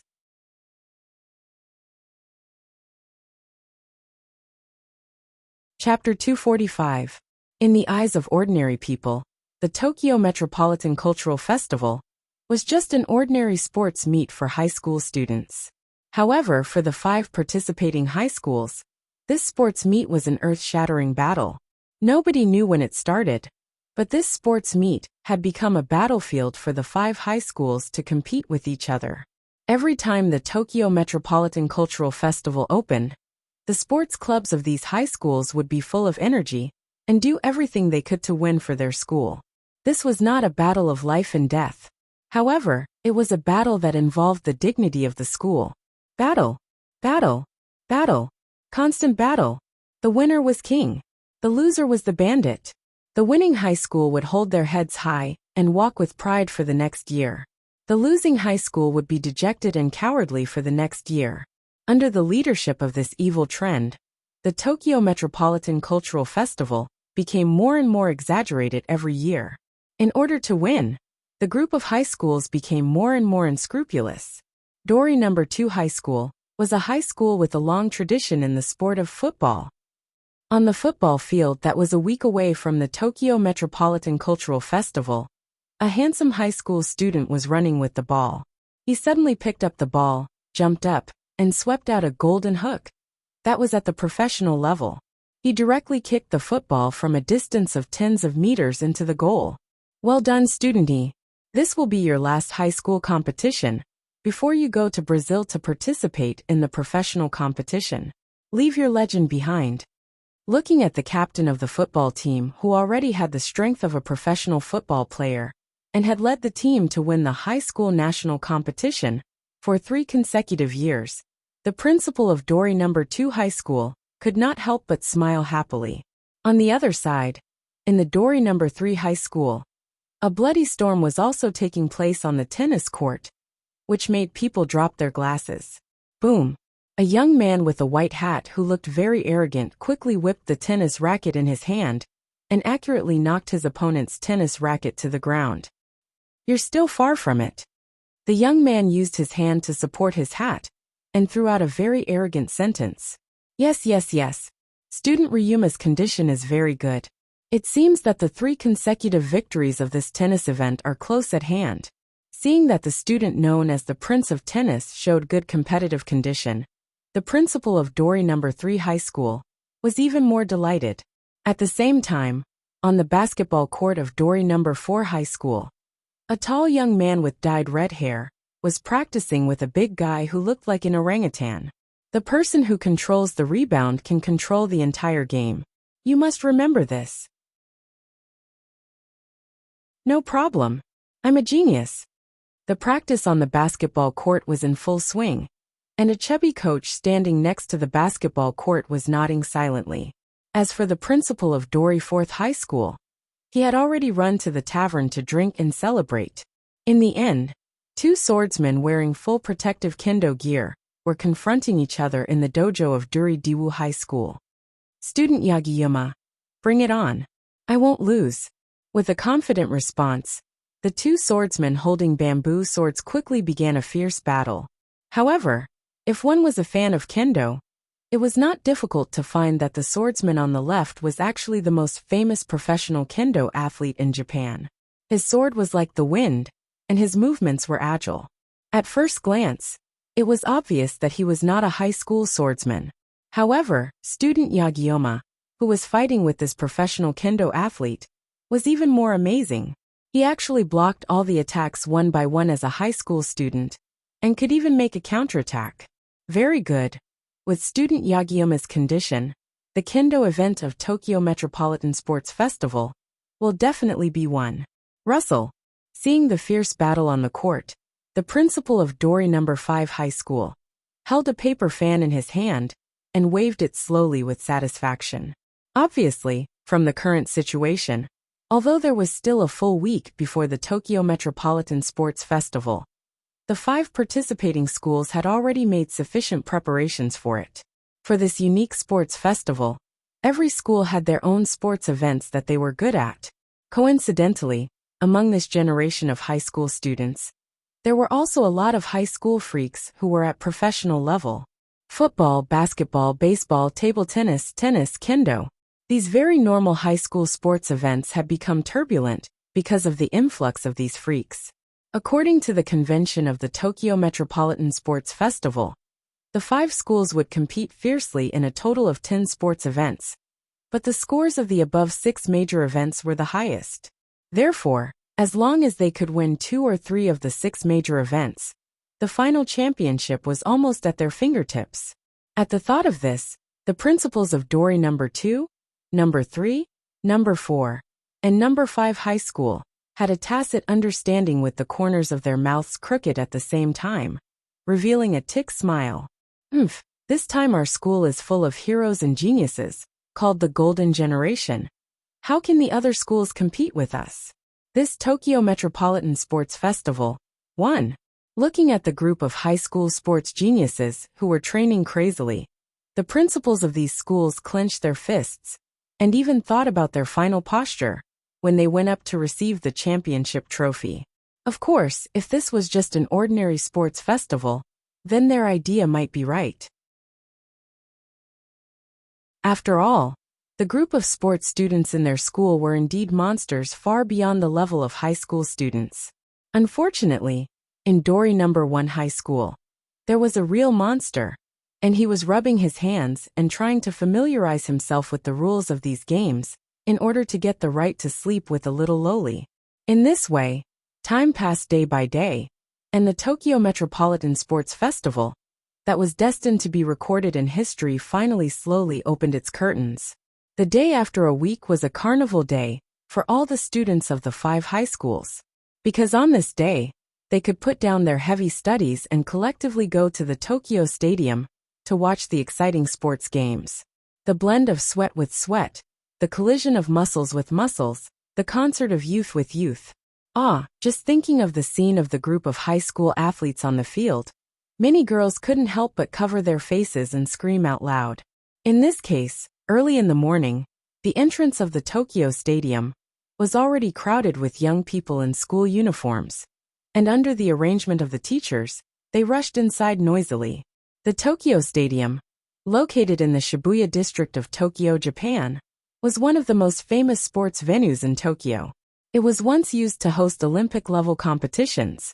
Such a huge venue was actually used to host a high school sports event, which was somewhat exaggerated. But considering that the stadium that could accommodate 10,000 people was already full in the early morning, it was enough to see the status of this Tokyo Metropolitan Sports Festival. Young people full of vigor naturally liked this kind of intense activity very much. However, for the 5 college principals sitting in the VIP stands, they seemed to be much more enthusiastic about this sports festival than the group of hot-blooded young people. Looking carefully, in the VIP stands, 5 seats were lined up in a row, and the principals from the 5 schools sat on them one by one. It was quite like the 5 elder stars patrolling the battlefield. At this moment, the athlete teams of the 5 schools had also appeared from 5 different entrances, holding flags and walking to the field in the middle of the stadium. Hundreds of young athletes walked together valiantly, and this scene caused the group of students in the stands to scream and cheer again. However, in this huge square formation of students, there was a guy with dyed yellow hair, who looked particularly conspicuous, obviously giving people the feeling that he was a crane in a flock of chickens. Adolf, I didn't expect you to actually invite Ryuto Kiryu. You are really amazing. Looking at the yellow-haired young master walking toward the oath stage, the principal of another school couldn't help but congratulate Adolf in a sarcastic tone. Exactly. It seems that Ryuto Kiryu is not as unruly as the rumors say.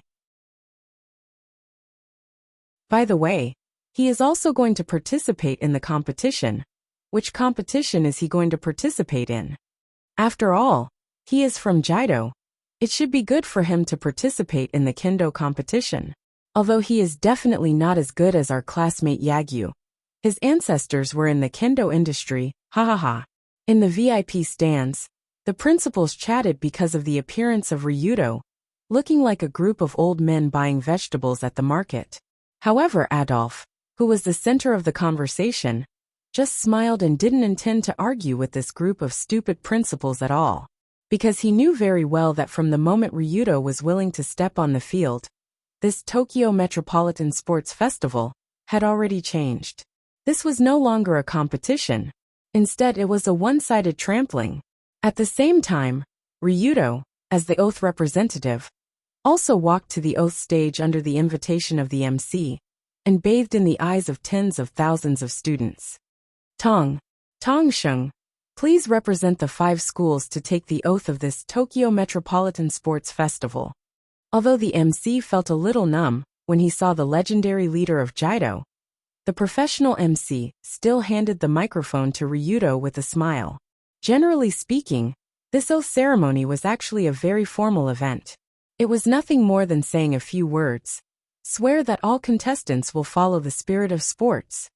However, after Ryudo picked up the microphone, he grinned, coughed twice, and said the following oath speech that was enough to be recorded in history. Dear audience, and the contestants who are coming to win the runner-up, good morning. When he said the words win the runner-up, Ryudo's tone showed an arrogant tone of, I'm not targeting anyone. I'm saying that everyone here is trash.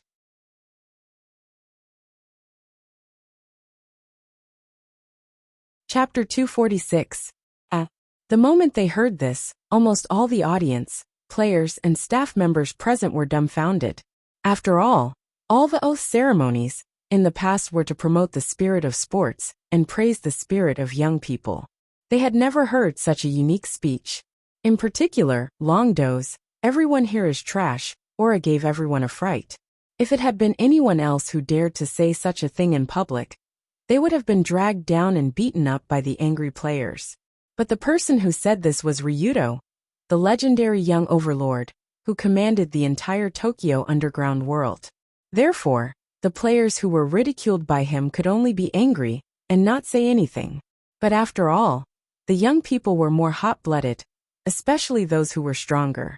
They had already secretly remembered this hatred and were ready to teach this guy a lesson in the game later. Ryudo Kiryu, although you are the leader of the underground world, we are the experts in sports games. Prepare to die. When Ryudo casually made up a speech to fool this unique oath ceremony, the fighting spirit of the athletes was obviously greatly aroused. Is that guy an idiot? Will he die if he doesn't provoke others? Just as the athletes were about to leave and go to different venues for the game, Colored Glaze, who was sitting in the front row of the stands, couldn't help but reach out and cover her head, as if she had a headache. Although she had already guessed that Long Do would definitely not finish his speech so obediently, and would definitely cause some trouble, she did not expect him to go up and make such a big fuss. Now he suddenly became the public enemy of the other 4 schools. Who knew how many people were holding back their energy to beat Ryudo to pieces? But Yunyan, who was sitting next to her, laughed and said, Isn't this very Ryudo's style? Provocation is also one of the entertainment parts of the game. Look at how happy the audience is. As Yunyan said this, she looked around at the students sitting in the stands near the big stadium. In fact, as Yunyan said, after experiencing the crazy oath ceremony just now, the students' emotions were all stirred up. Now the emotions of the students were all stirred up. Many people even quickly edited and posted this matter on the internet, so that they could ride on the hot topic and get some traffic or something. After all, Ryudo Kiryu participated in the high school sports meet and provoked all the players in the opening speech. This was such a hot-blooded event. If it was any other student who did such a thing, they might be condemned in speech and in writing. However, the one who did this was Long Do. Everyone was already used to his unconventional behavior. It was normal for him to do something as trivial as giving the middle finger to someone in Huangju.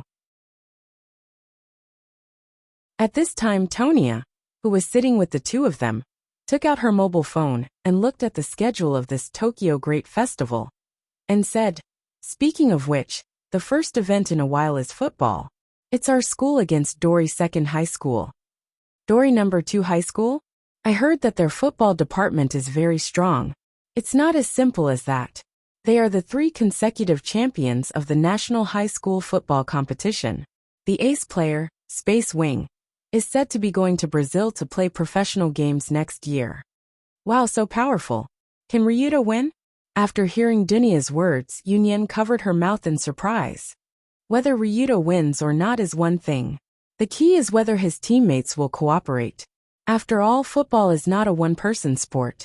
Speaking of this, Colored Glaze couldn't help but sigh.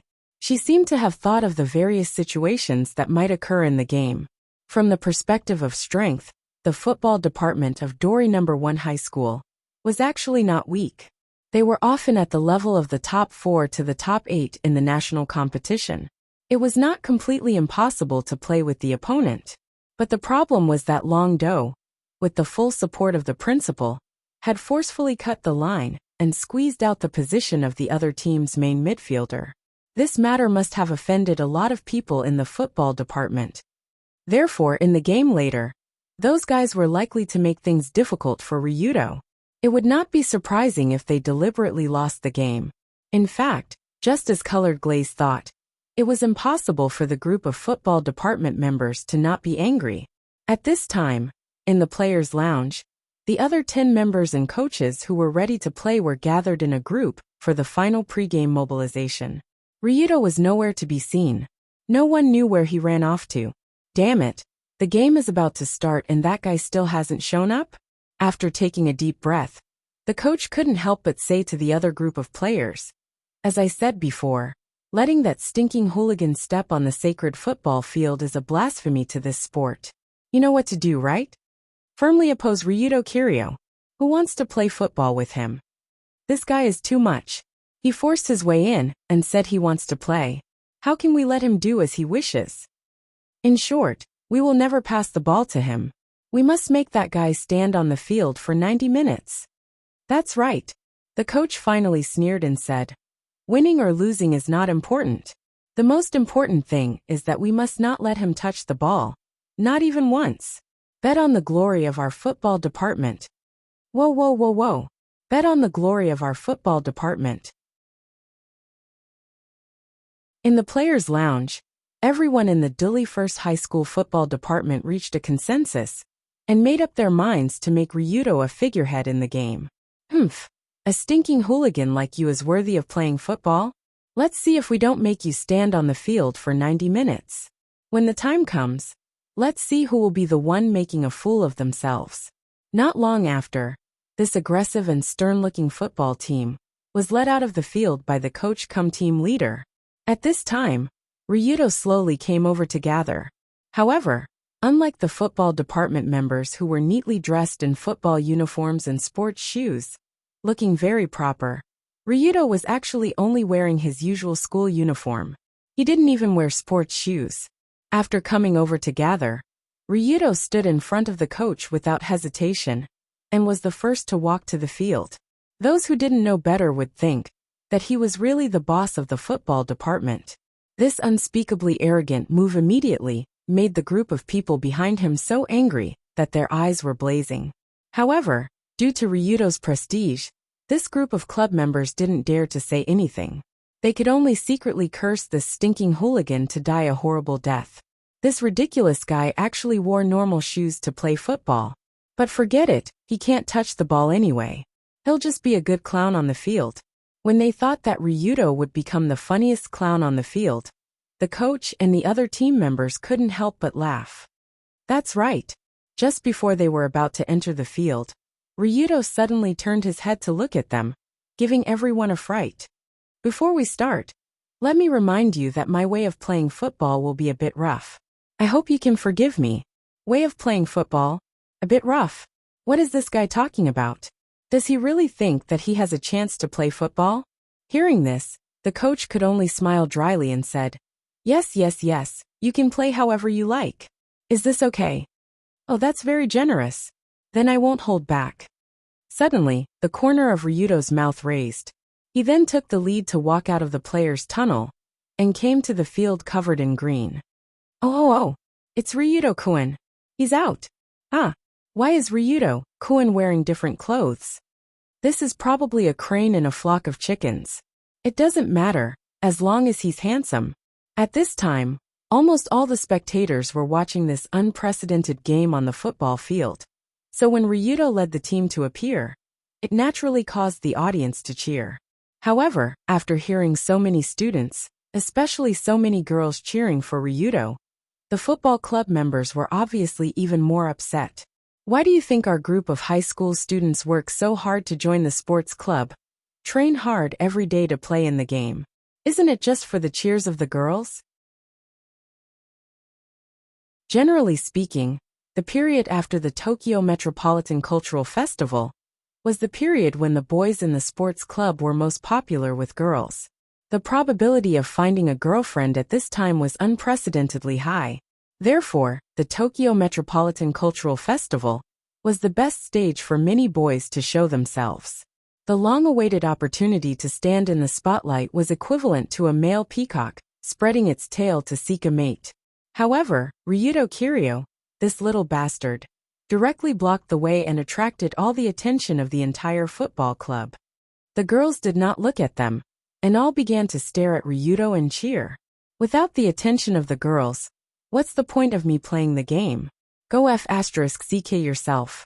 Thinking of this, the 10 players on the field slowly walked to their positions, while they could not help but look at Ryudo with eyes full of hatred. They could not wait for this kid to die on the spot. At the same time, on the other side of the field, the players of Turi Second High School were ready to start the game. The referee also put the whistle in his mouth to announce the start of the game. It was almost time. 3, 2, 1.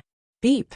Accompanied by a harsh whistle, a striker of Turi First High School, who was responsible for the kickoff in the first half, gently kicked the ball to his teammate. Ryudo is the midfielder, so I will pass the ball to the left and right sides. Anyway, as long as it bypasses him. Wait. Be careful. Just as the striker who got the ball was about to pass the ball to the wing, there was suddenly an anxious roar from behind. Be careful? Be careful of what? There is a big gap on the opposite side. Before the forward who stopped the ball could react, a figure flashed from behind like lightning and came to the front of the forward. Immediately afterward, the ball that was stopped at his feet suddenly disappeared out of thin air, and with a strong wind sound, it rushed directly from the midfield to the opponent's goal with lightning speed. Whoosh! Almost in the next second, the ball that had just rolled half a meter in the center circle had turned into a meteor falling from the sky. It fell into the goal of the opponent's camp with incomparable ferocity.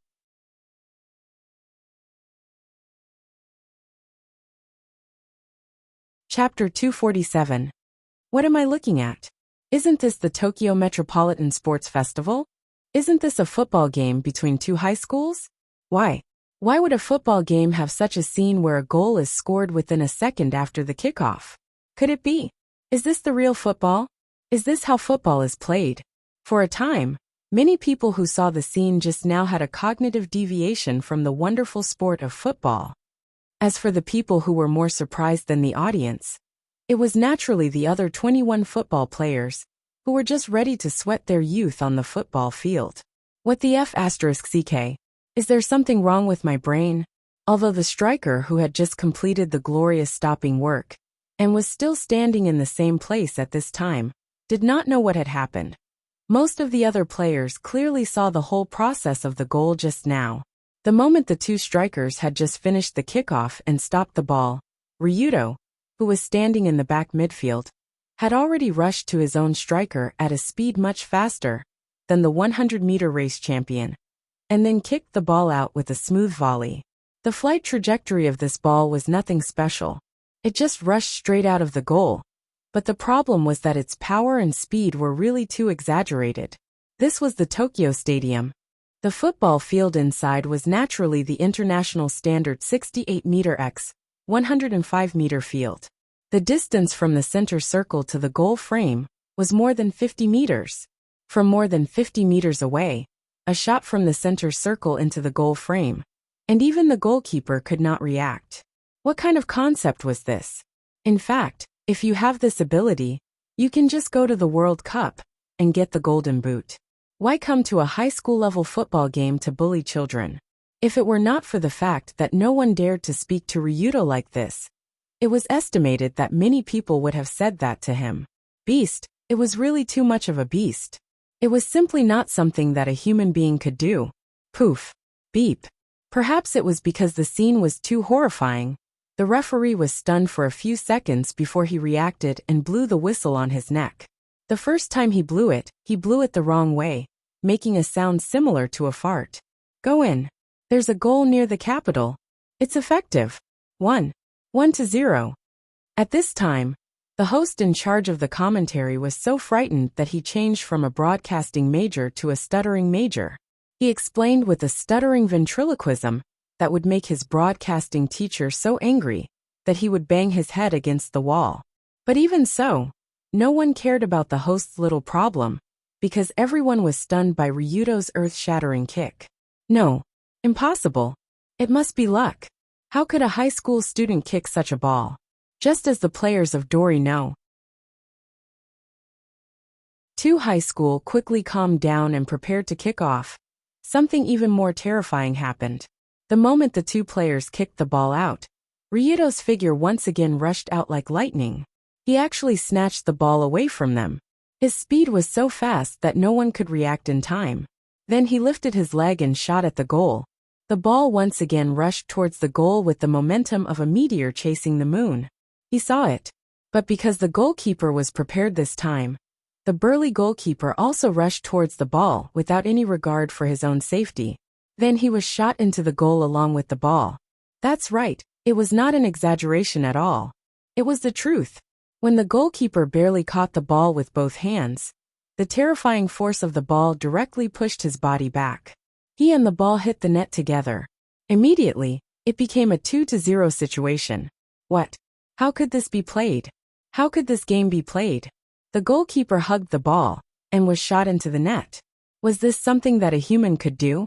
In this way, under the stunned gaze of all the spectators and the players on the field, the following field could be said to be completely hosting a fantasy football game from another world.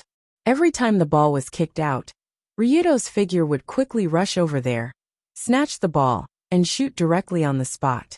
His speed was too fast and his movements were too smooth.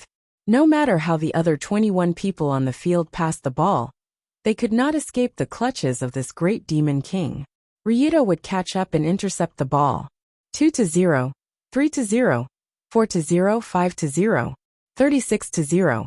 Before the end of the half, the scoreboard had already shown such a score that did not look like a football game at all.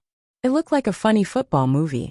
When the referee finally blew the whistle for the halftime break, everyone on the field except for Ryudo showed a relieved expression, because they did not want to stand on the same football field with this animal anymore. And after a few minutes of rest, the players did not continue the second half of the game, because all the players of Tori Second High School had all kinds of serious physical symptoms, so they could not continue the game and chose to forfeit. For this situation, almost all the spectators expressed full understanding, because in the face of a monster who could directly shoot, and shoot no matter where he stood, any normal person's first reaction would be to turn around and run. Even in addition to Tori Second High School, the football departments of the other 3 high schools also rushed to submit a waiver application after seeing this game. They looked anxious, as if they would be publicly executed if they submitted it late. In this way, the football department of Tori First High School, where Ryudo was in, only took 45 minutes to win the Tokyo Metropolitan Sports Festival. It could be said that it was unprecedentedly fast. That was not football at all. The place where that man was should not be where a football player should be. Many years later, Space Wing, who had become a professional player and successfully won the UEFA European Championship, once recalled this, and when he mentioned that incident, there was always a wry smile mixed with complicated emotions on his face. Of course, this kind of painful memory did not only appear in Space Wing, who was a football player. After the football game, Ryudo went to the small stadium next to him, without stopping to play the tennis game. When they saw Ryudo pick up the tennis racket, most of the players who participated in the game also chose to forfeit very wisely. Obviously, they did not want to compete one-on-one with such a monster, except for the tennis prince of Turi 3rd High School. Go all out, let me see what you're good at. Just when Ryudo and the arrogant kid with the sun hat stood on the tennis court and looked at each other across the net, the latter said to him in an arrogant tone.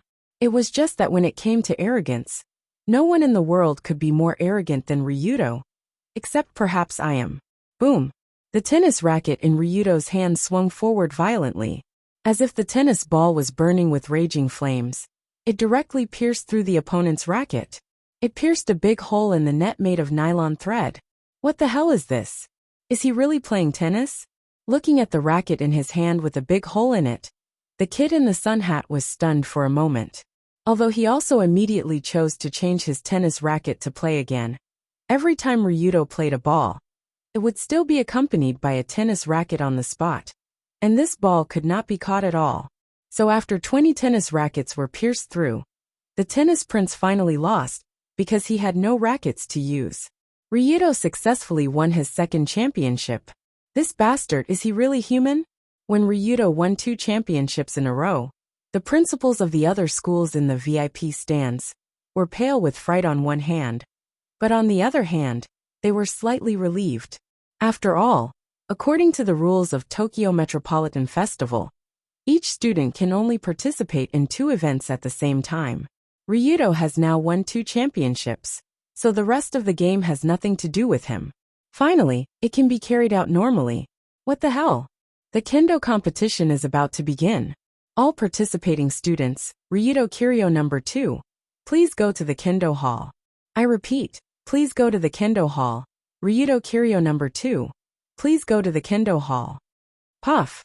When they heard the name, Ryudo Kiryo number 2 from the broadcast, the principals couldn't help but spit on the spot. Wait. Adolf. Isn't each student only allowed to sign up for 2 competitions? Is there? I don't remember such a thing.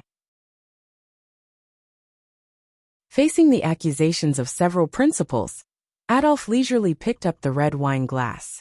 At this time, a principal picked up the list of rules of this year's Tokyo Metropolitan Festival and said to Adolf righteously, "It's clearly written here. The same student name? What the hell? When was the word name added?" When they saw the word name suddenly added on the list of rules, the principals next to them were suddenly stunned. The same student can participate in at most 2 competitions, and the same student name can participate in at most 2 competitions, which is obviously a different concept. It's written right. A name can only participate in 2 competitions, so Ryudo Kun ran to change his registration name after the second competition, so he can continue to participate in other competitions. You're obviously acting shamelessly here. Damn it. We're going to complain to the sports committee. Go quickly, by the way, because Ryudo is willing to participate in the competition. The ratings and popularity of this year's Tokyo Metropolitan Festival soared, and the sports committee is happily drinking and celebrating. Speaking of this, Adolf smiled and raised the red wine glass, with an old rogue attitude of go and complain. If the complaint is successful, it's my loss. Bang! At the same time, the competition in the kendo hall has quickly come to an end. With the referee's order, the kendo genius Yagyu from Dori 5th High School fell to the ground with a thud, holding a broken bamboo blade in his hand. As for how the bamboo blade was broken, naturally it was completely cut off by Ryudo, and the remaining force of the blade also shattered the protective gear on Yagyu's head. And finally the kendo genius was knocked out on the spot. This is definitely not a kendo competition. Absolutely not.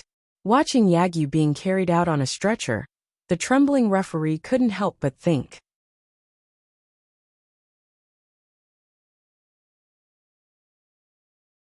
Chapter 248.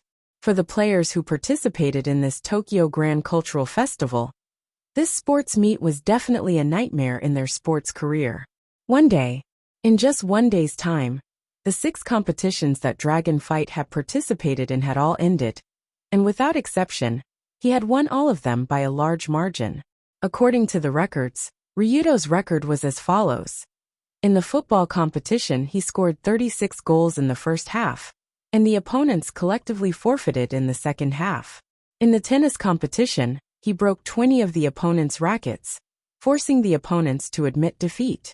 In the kendo competition, he broke the opponent's bamboo blade with one strike, and then knocked the opponent unconscious with his protective gear.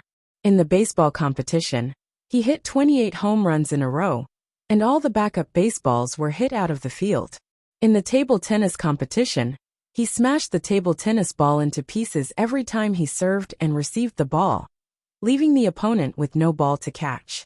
In the basketball game, the entire game ended with a total of 89 points, 51 rebounds, 46 blocks and 31 steals, as well as a basket breaker.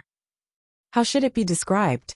From the moment Ryudo appeared on the field, the nature of these games had changed, and they had become some kind of strange game from another dimension. In the beginning, when Ryudo alone defeated the entire opposing team in the football competition, the audience was so surprised that their eyes almost popped out. But after the tennis, kendo, baseball, and other games began one by one, the audience realized that this guy was not here to play at all, but to play with mud. All the high school level athletes, even the talented geniuses, were like children in front of Ryudo, and the game quickly turned into a one-sided situation. Really, what's so good about this game? It's like coaxing children. In the afternoon, after the first day of the Tokyo Grand Cultural Festival ended, Colored Glaze, who walked out of the stadium with the crowd, couldn't help but complain. Watching Ryudo show off his prowess in various venues, Colored Glaze suddenly wondered if his brain was damaged. You're a leader of Kyoto, a martial artist who has experienced life and death situations, but you actually went to a high school sports meet to bully children? What kind of scandal is this? What's the purpose? No matter how much he won, he wouldn't show his face. It would only give people the impression that he was bullying a child. Don't say that. If Ryudo can participate in this kind of competition, it means that his mentality has changed a lot. If it was in the past, he wouldn't do something that doesn't benefit him. At this time, Yunyan, who was walking next to him, smiled. Obviously, after spending some time together, Yunyan understood Ryudo very well. In Yunyan's words, Ryudo was the kind of guy who wouldn't wake up early if there were no benefits. He wouldn't do anything that didn't benefit him, let alone something as troublesome as participating in 6 sports events in a row. However, the moment she heard the word benefits, Dunya, who was silently following the two of them, suddenly trembled all over. Dunya, do you feel cold? No. I think I saw you shivering. Are you sure you're okay? No problem. I'm just a little tired. Dunya reluctantly squeezed out a smile from her mouth, but her heart was in a state of chaos. Are you kidding me? Is there any justice? Is there any law? What's wrong with Ryudo? He actually won the championship of all 6 events in one go. In this case, does this mean I have to accompany him? To sleep with him? Thinking of this, Dunya's face couldn't help but blush. Speaking of which, Dunya was actually a girl who had very little knowledge in the relationship between men and women. It was just like when she stayed in the safe house with Long Do. She didn't even know what the long, round and plastic condoms that could be put on special places to play billiards were. And for the specific things between men and women, Dunya was even more confused. She didn't know how big of a problem there would be. It was just that the girl's natural shyness and the last trace of Miss Sada's reservedness still made her feel that Ryudo's hug to sleep request was very strange. How to put it, Dunya didn't resist Ryudo's approach, but she felt that this kind of action was too intimate, and she always felt very embarrassed. But since the two of them have finished the bet, and Ryudo won the bet beautifully, then now Dunya has no way back. How about I just run away? Take a few days off to go back to my hometown to see my mom? He should forget about this after a few days, right? At this moment, in order to escape reality, Dunya couldn't help but think of some evil ideas. But before she decided how many days to run away, the combination of the 3 beauties had already met Ryudo, who had been waiting here for a long time at the entrance of the stadium. Yo, it's still early. Do you want to go eat something together? After seeing his wives, Ryudo smiled and greeted them, and he invited them to go out and play. During this time, the relationship between the three of them has improved a lot, and they also go out with Ryudo from time to time. So this was actually a very normal thing. But after hearing this invitation, the hair on Dong Nia's head stood on end. Not today, there are still things to deal with in the alliance. Do you think I'm as free as you? Sorry, I also have something to do, so I can't accompany you today. What's more, Colored Glaze and Yunyan both had something to do today. So they waved their hands and got into their cars, leaving only Ryudo and Dunya here. I also suddenly remembered that I have something to do. What are you talking about? You clearly said this morning that you were very free recently, right? Let's go, there's a new milk tea shop. I heard it's very good. Let's try it together. Before Dunya finished speaking, Ryudo had already pulled her into Narukai's car. The speed was so fast that it was almost like a kidnapping. It's over. It's over this time. He must be planning to kidnap me directly. And then, when she thought of the terrible treatment she might face tonight, Dunya felt her hands and feet were cold, and her whole body trembled. Perhaps because he won the competition and spent the sweat of his youth. Ryudo was obviously in a good mood now. He pulled Dunya into the nearby gourmet street, and ate all the way from the end of the street to the end of the street, and then from the end of the street back to the end of the street. When he went back, he also packed a lot of food as a midnight snack, looking like a macho man who was not afraid of exceeding the calorie limit. But during this process, Dunya had been eating silently, and she was not in the mood to talk at all, as if she was mourning for her tragic experience in a while. However, the sky was dark. After the two had enough fun, the black car quietly stopped at the main entrance of the Saito Club headquarters. This is... Looking at the familiar scenery, Dunya couldn't help but be stunned. Isn't this my home? Why did he bring me back to his home? Dunya thought that Ryudo would pack her home after eating and throw her on the bed as a pillow. Although Dunya was really unwilling, this was the bet that the person who won the competition should get after all. She had nothing to say, so she could only acquiesce to this kind of thing. But Ryudo looked at her stunned face and asked with a smile, "Miss? You haven't played enough, right? Let's go home." Go home?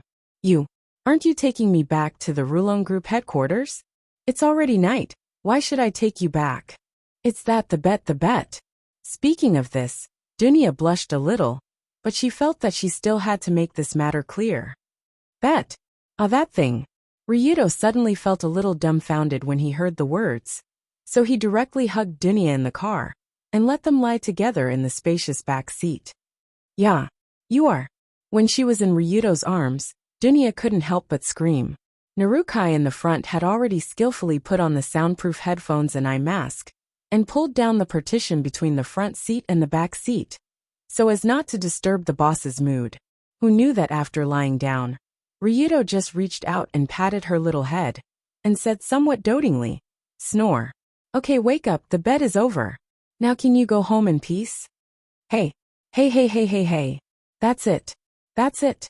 Suddenly, the bet that gave Dunya a headache for an afternoon was over, and it ended in such an easy way, which she never expected. Of course, although Dunya has always been very concerned about the bet, in Ryudo's view, this was actually more of a joke than a serious bet. He just didn't agree with Dunya's statement that he couldn't win all the championships, so he personally proved to her that he was an omnipotent Superman. As for the matter of sleeping with Dunya for a night, Ryudo originally proposed the bet to dissuade the white-haired man. Even if he won, he couldn't really ask her to sleep with him for a night. Then he would have to call the police. After hugging and sleeping, Ryudo sat up with the girl in his arms, opened the door and said to her, "Good girl, let's go back, see you tomorrow morning." After sitting up in a daze, Dunya looked at Ryudo's face without saying a word, with a thoughtful expression. "What's wrong? Is there anything that makes you unhappy? Come, I will send you back first." Although he didn't know what Dunya was thinking, Ryudo still took the lead to step out of the car, ready to pick up the girl outside and throw her back to the Saitu Guild Hall. But just at the moment when Ryudo was about to get out of the car, a seemingly white and slender hand but containing a powerful force, grabbed the corner of his clothes. Dunia? You. Please take me to the original battle arena of the Sai River. I really want to go there. Is that okay? The afterglow of the setting sun slowly shined through the car window. The girl reached out and pulled the man's clothes, and for the first time, pleaded with a soft voice.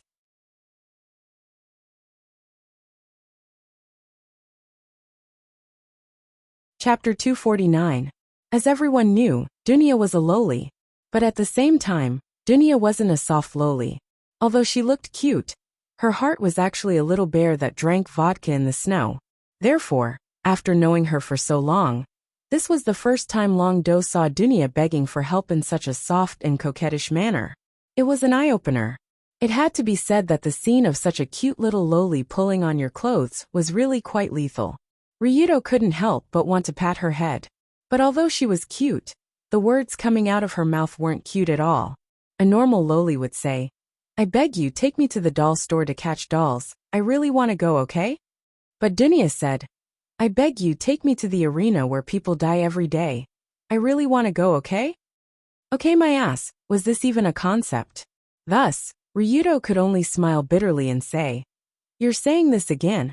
I already said that place isn't suitable for you. I know it's a place where a bunch of despicable people stay, and it's also very dangerous, but I still want to go." Actually, Dunia's place where a bunch of despicable people stay seemed to have included Ryudo as well. But now wasn't the time to care about this. It's very dangerous to fight in the arena there. You could die at any time. If I die there, it means that I'm only at that level. Is this some kind of hot-blooded anime protagonist speech? This kind of speech doesn't suit you at all. It's not hot-blooded speech. I just don't want. I don't want to be protected by you anymore. I don't want to be far behind you anymore. At this point, Dunia's tone revealed a firm conviction. If you asked the current Dunia whether she liked Ryudo or not, she would definitely shake her head and deny it. Because a boorish bear like her wouldn't think about such complicated things. However, if she was asked whether she wanted to stay with Ryudo forever, she would definitely nod her head in affirmation. Because this was something that did not require much thought. In fact, ever since Dunia was rescued by Ryudo from the Tokyo Emperor Hotel a few months ago, she had experienced a 12-hour chase and her father's near-death tragedy. Dunia had always been chasing after the strength in her heart. She wanted to be strong enough to protect her loved ones, to stand on the front lines with Ryudo, and to fight alongside him. Because of this firm belief, the girl's strength had improved by leaps and bounds during this period of time. But it wasn't enough. It was far from enough. By now, Dunia already possessed the basic eyesight of a martial artist. Therefore, from the Tokyo Great Body Raising Festival that had just ended, she could completely determine how exaggerated Ryudo's current strength was. Even if it was just some football, basketball, or kendo movements, that kind of inhuman speed, strength, technique, and absolute control of the body was something that Dunia could not compare with at the current stage. Obviously, in these few months, although Dunia had become stronger, Ryudo had also become stronger. This can't go on. This can't go on. I will only be left further and further behind by him. Just when Ryudo was about to get off the car, Dunia seemed to have an illusion that this man would be further and further away from her, further and further away. Without a doubt, Ryudo's attitude towards Dunia had always been rough on the surface, unrestrained on the surface, but was actually very gentle on the inside. Whenever Dunia's mouth was dirty from eating, Ryudo would disdain it while wiping it clean with a tissue. Whenever Dunia cultivated until she was too tired to move, Ryudo would laugh while carrying her to take a shower and rest. Whenever Dunia willfully made all kinds of requests, Ryudo would also try his best to satisfy her on non-principled issues. During this period of time, the little interactions between the two had already made Dunia used to having such a person around her. When she thought that he might leave her further and further behind in the future, the girl felt a strong sense of uneasiness in her heart.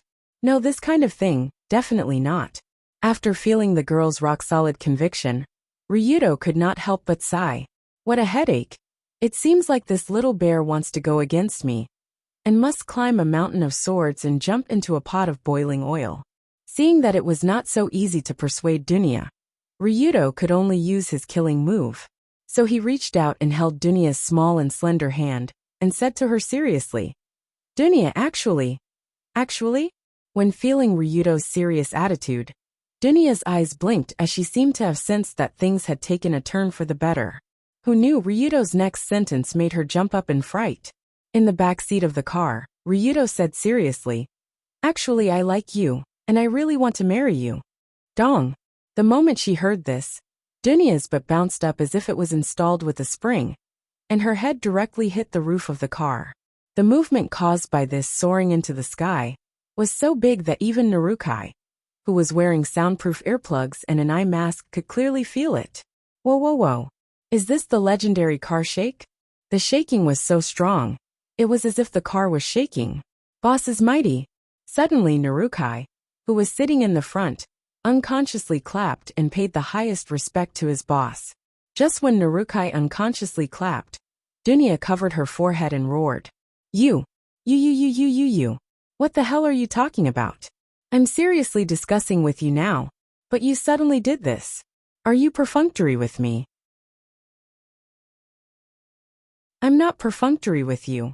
I've always liked you. It's the kind of like between a man and a woman. When Ryudo shook his head and said it again, Dunya's face suddenly turned red. After all, she had never experienced such a scene in her life. The most exaggerated thing was that Ryudo also held Dunya's small hand, and said in a serious but very strange tone, "It's because I like you that I don't want to involve you in those wars, understand?" Then, in the face of such a sudden confession, Dong Nia didn't know how to react for a while. Different from the experienced Yunyen, who often gave people the good guy card, and the resourceful and precocious colored glaze, Dunya was only a child of 200 to 300 pounds. Even if it was a tomboyish girl with a rough personality, she would be surprised and shy when being confessed to. Dunya was no exception. After being shy for a few seconds, the girl shyly turned her head and asked embarrassedly, "Do you mean you want me to be your girlfriend?" "It's not that." No, how is that possible?" But just when Dunya was about to shyly agree, Ryudo shook his head without hesitation, indicating that he had no such intention. What is this? This sudden reply shocked Dunya. Normally, when a guy confesses to a girl, doesn't that mean he wants her to be his girlfriend? Why did Ryudo immediately shake his head after confessing? Was it you who confessed? Was it you who gave people the good guy card? You did everything. Why are you so arrogant? Seeing Dunya's stunned expression, Ryudo said confidently, "You're only 15. Although you're already a loli, you're still not old enough to be my girlfriend. So this kind of thing is still too early for you." Are you king kidding me? Hearing these righteous words, Dunya clenched her teeth and angrily said, "You just said you want to marry me. How can you deny it so quickly? Are you still human? You have to wait until you're 16, otherwise it's illegal. We can't do illegal things." Suddenly, Ryudo straightened his back and put on the appearance of a model student, while shamelessly saying, "But in fact this was indeed the case. In today's Japan, the age of marriage according to civil law was 18 for men and 16 for women. But because they were underage, they still needed the consent of their parents or guardians to get a marriage license. But in any case, a 16-year-old girl could already marry and have children, so Yunyen and colored glaze were already marriageable women. On this basis, Ryudo could be assured to date them, and even make them pregnant. This was all reasonable and legal, and he would not be dragged to jail. But among them, only Dunya was not a woman of suitable age, and she was still 3 months away from her 16th birthday. Therefore, in these 3 months, Ryudo would not date Dunya. At most, he would confess to her to avoid being called 110 and sent to the police station to eat pork chop rice. Of course, Ryudo's wonderful view of love was simply an eye-opener for Dunya, especially after being called an expired loli. Her snow-white face suddenly darkened visibly. "Who's an expired loli, bastard? I'm still in my freshness period." But although Dunya was a little angry, at least she knew an important piece of information, and that was that Ryudo did indeed like her. Since she knew that Ryudo liked her, the next thing to do was simple. Although Dunya's brain was not very good, she benefited from her experience of pretending to be a rich lady since she was a child. Her acting skills were also first class. Therefore, Dunya slightly lowered her head, and when she raised her head again, there were tears in her eyes.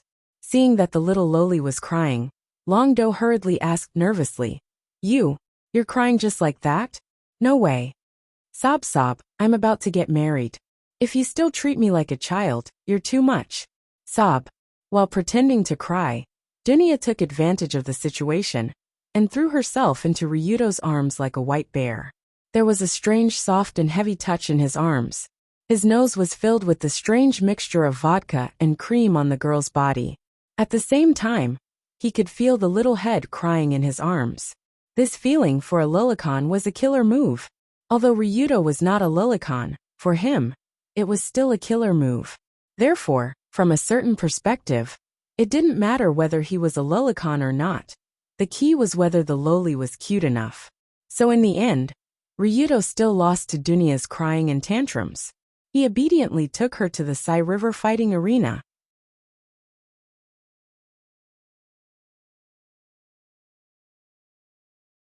Chapter 250. In Tokyo's underground world, there was a legendary place that only a few people knew about, Sainohara. According to the rumors, this was the underground world's heaven, a materialistic demon's den, and also the burial place of many people. And the master of this underground world, Sainohara merchant, was a man wrapped in mystery, but his hands were all over the sky. Toriyo-sama, welcome back. When Ryudo brought Dunya to the abandoned station leading to Sainohara, the group of gatekeepers at the station entrance bowed to Ryudo, showing a very respectful look. Well, is the florist here? The boss is here, you can go and find him at any time. At the entrance of the abandoned station, a gatekeeper opened the side secret door, exposing the inconspicuous small elevator to Ryudo and Dunya.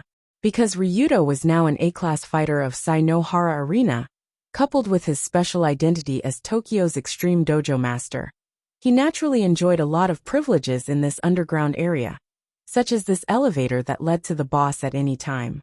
After entering the elevator, Dunya couldn't help but ask, the boss of Sainohara, what kind of person is he? He is a greasy uncle with a big belly, but that guy has a lot of eyes and ears, almost everywhere in Tokyo. Eyes and ears? Is he an informant? That's right. Almost half of the homeless people in Tokyo have contact with that fat uncle. So basically there is nothing that he doesn't know. Rumble. At this point the elevator stopped moving. As the door opened, what appeared in front of Dunya was a long underground passage. The two of them walked to the end of the underground tunnel. The floor in front of them suddenly rose up. A fat uncle sat on a computer table.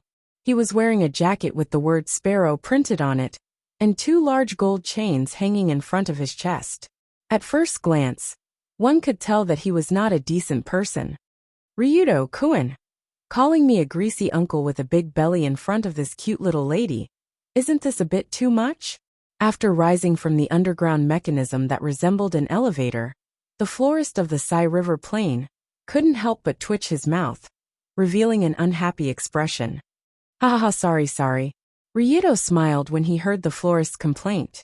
Then he immediately asked, by the way, can the battle arena arrange for Class C matches? This cute little lady wants to fight. Of course. In the past few months, the eldest daughter of the Saito family, who has been challenging all the dojos in Tokyo, wants to fight. Naturally, we are more than happy to do so. Although Longdo didn't introduce Dunya at all, the florist seemed to already know all the information about this girl, and immediately pressed a button on the table. The call was connected, and a well-mannered voice came from the other side. Lord Huasheng, what can I do for you? Assign Dunya Saito to the C-rank team, and arrange a match for her immediately.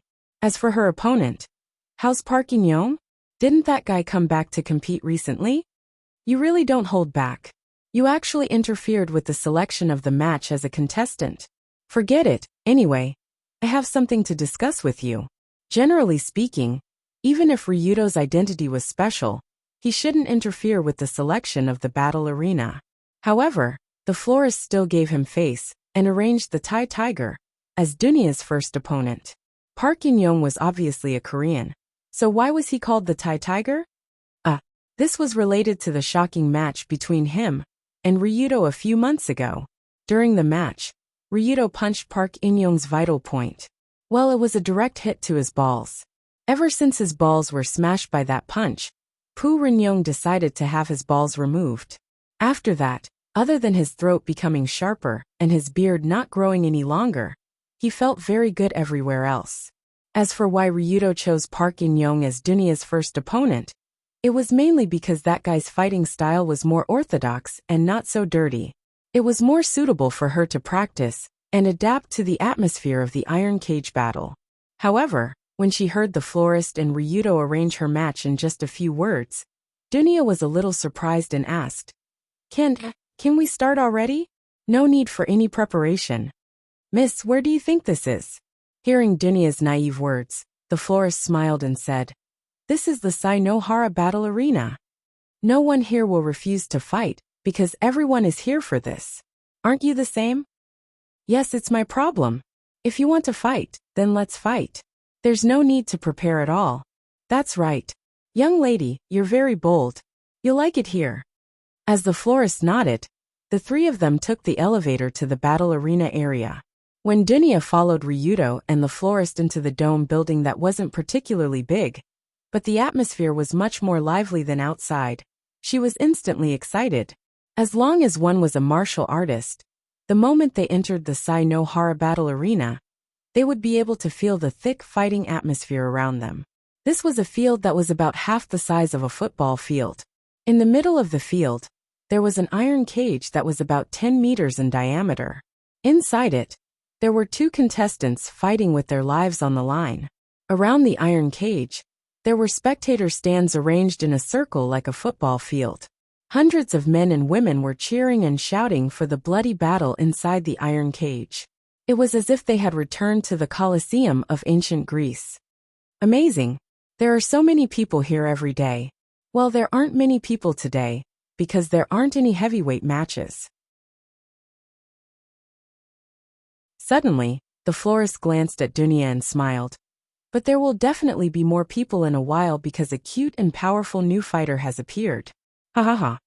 Before the florist finished speaking, the fierce battle in the iron cage finally came to an end.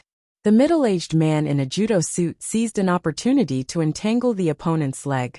With a roll, he dragged the opponent to the ground and broke the guy's knee. Ah! Accompanied by a scream, the serious injury of the knee ligament and patella fracture instantly killed the match. When the opponent clutched his knees and screamed, the jiu-jitsu fighter immediately wrapped his neck around the opponent's neck and strangled him like a python, causing him to faint. Oh, is that judo? But it seems different from what I've seen before.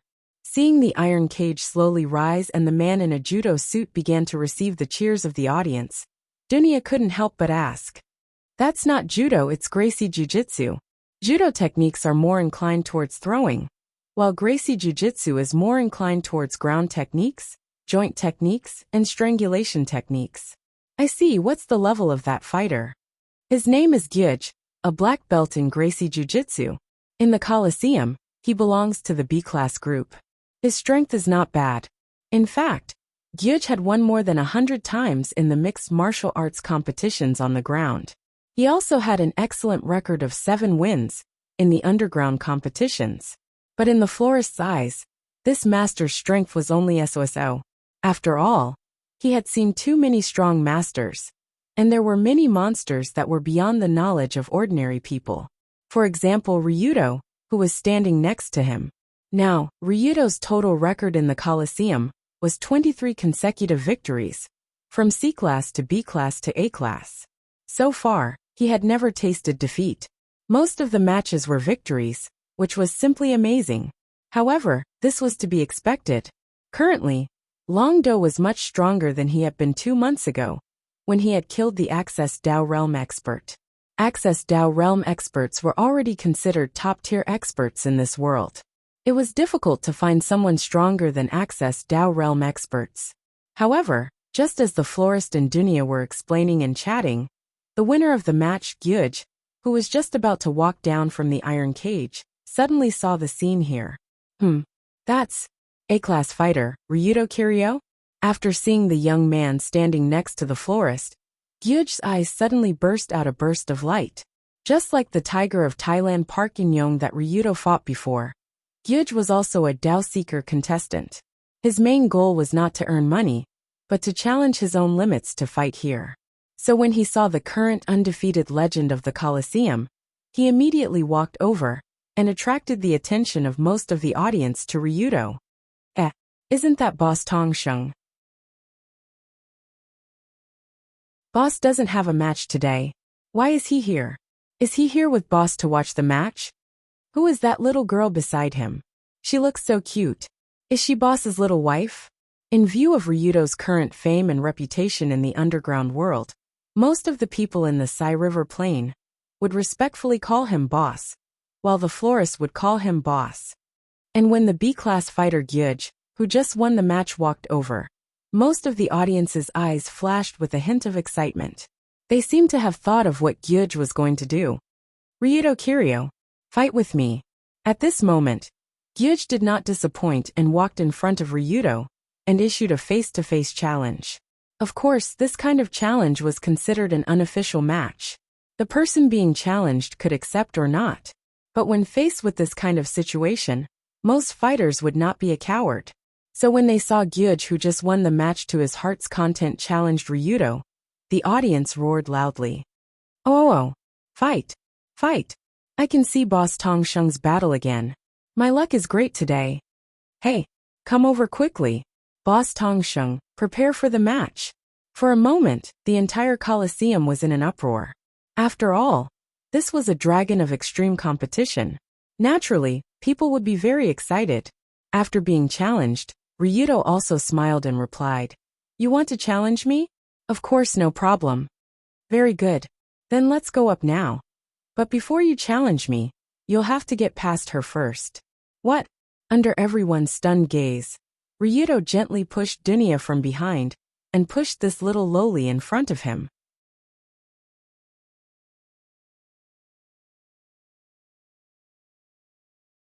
Chapter 251. Is there something wrong with my eyes? When Ryudo pushed Dunya in front of him, most of the audience could not help but rub their eyes as if they were hallucinating. How is this possible? The B-class fighter, Gracie Jiu-Jitsu expert Gugger, had challenged Ryudo, but the extreme Dao master had pushed the little loli next to him out? Is he crazy?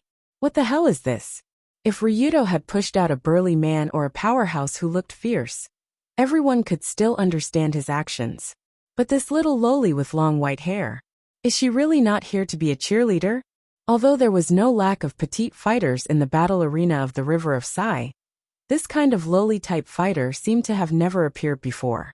Therefore, after realizing what Ryudo had said, Gugger's face lit up with anger. He frowned and said, "Are you insulting me? You want me to fight against a little girl?" Perhaps because he was too angry, Gugger could not help but point at Dunya as he spoke. However, it was this finger that made this B-class fighter lose the chance to fight against Ryudo.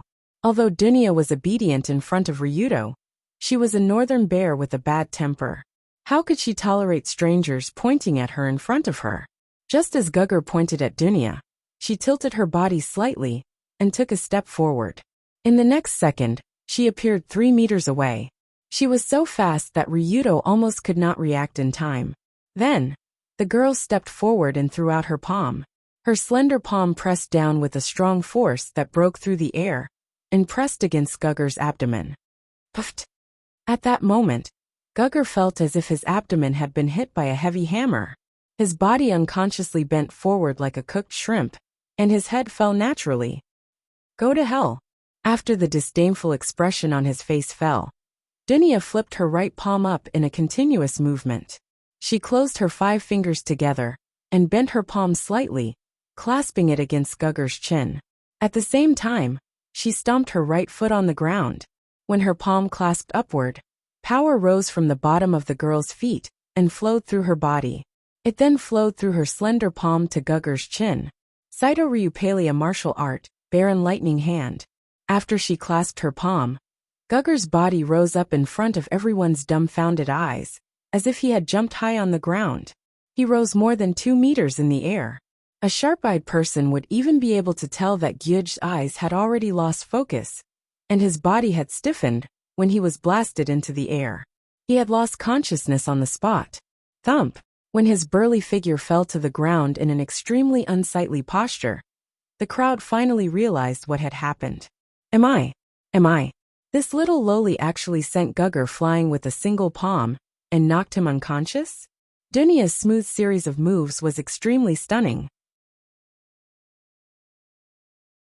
Even the flower merchant at the side couldn't help but clap his hands. Beautiful, as expected of the successor of the Saito Ryupalia martial arts.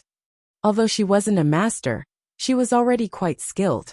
As an information broker who sold information, the flower merchant naturally knew how the Saito Ryu Guild Hall started, and what kind of martial arts system that clan was most proficient in.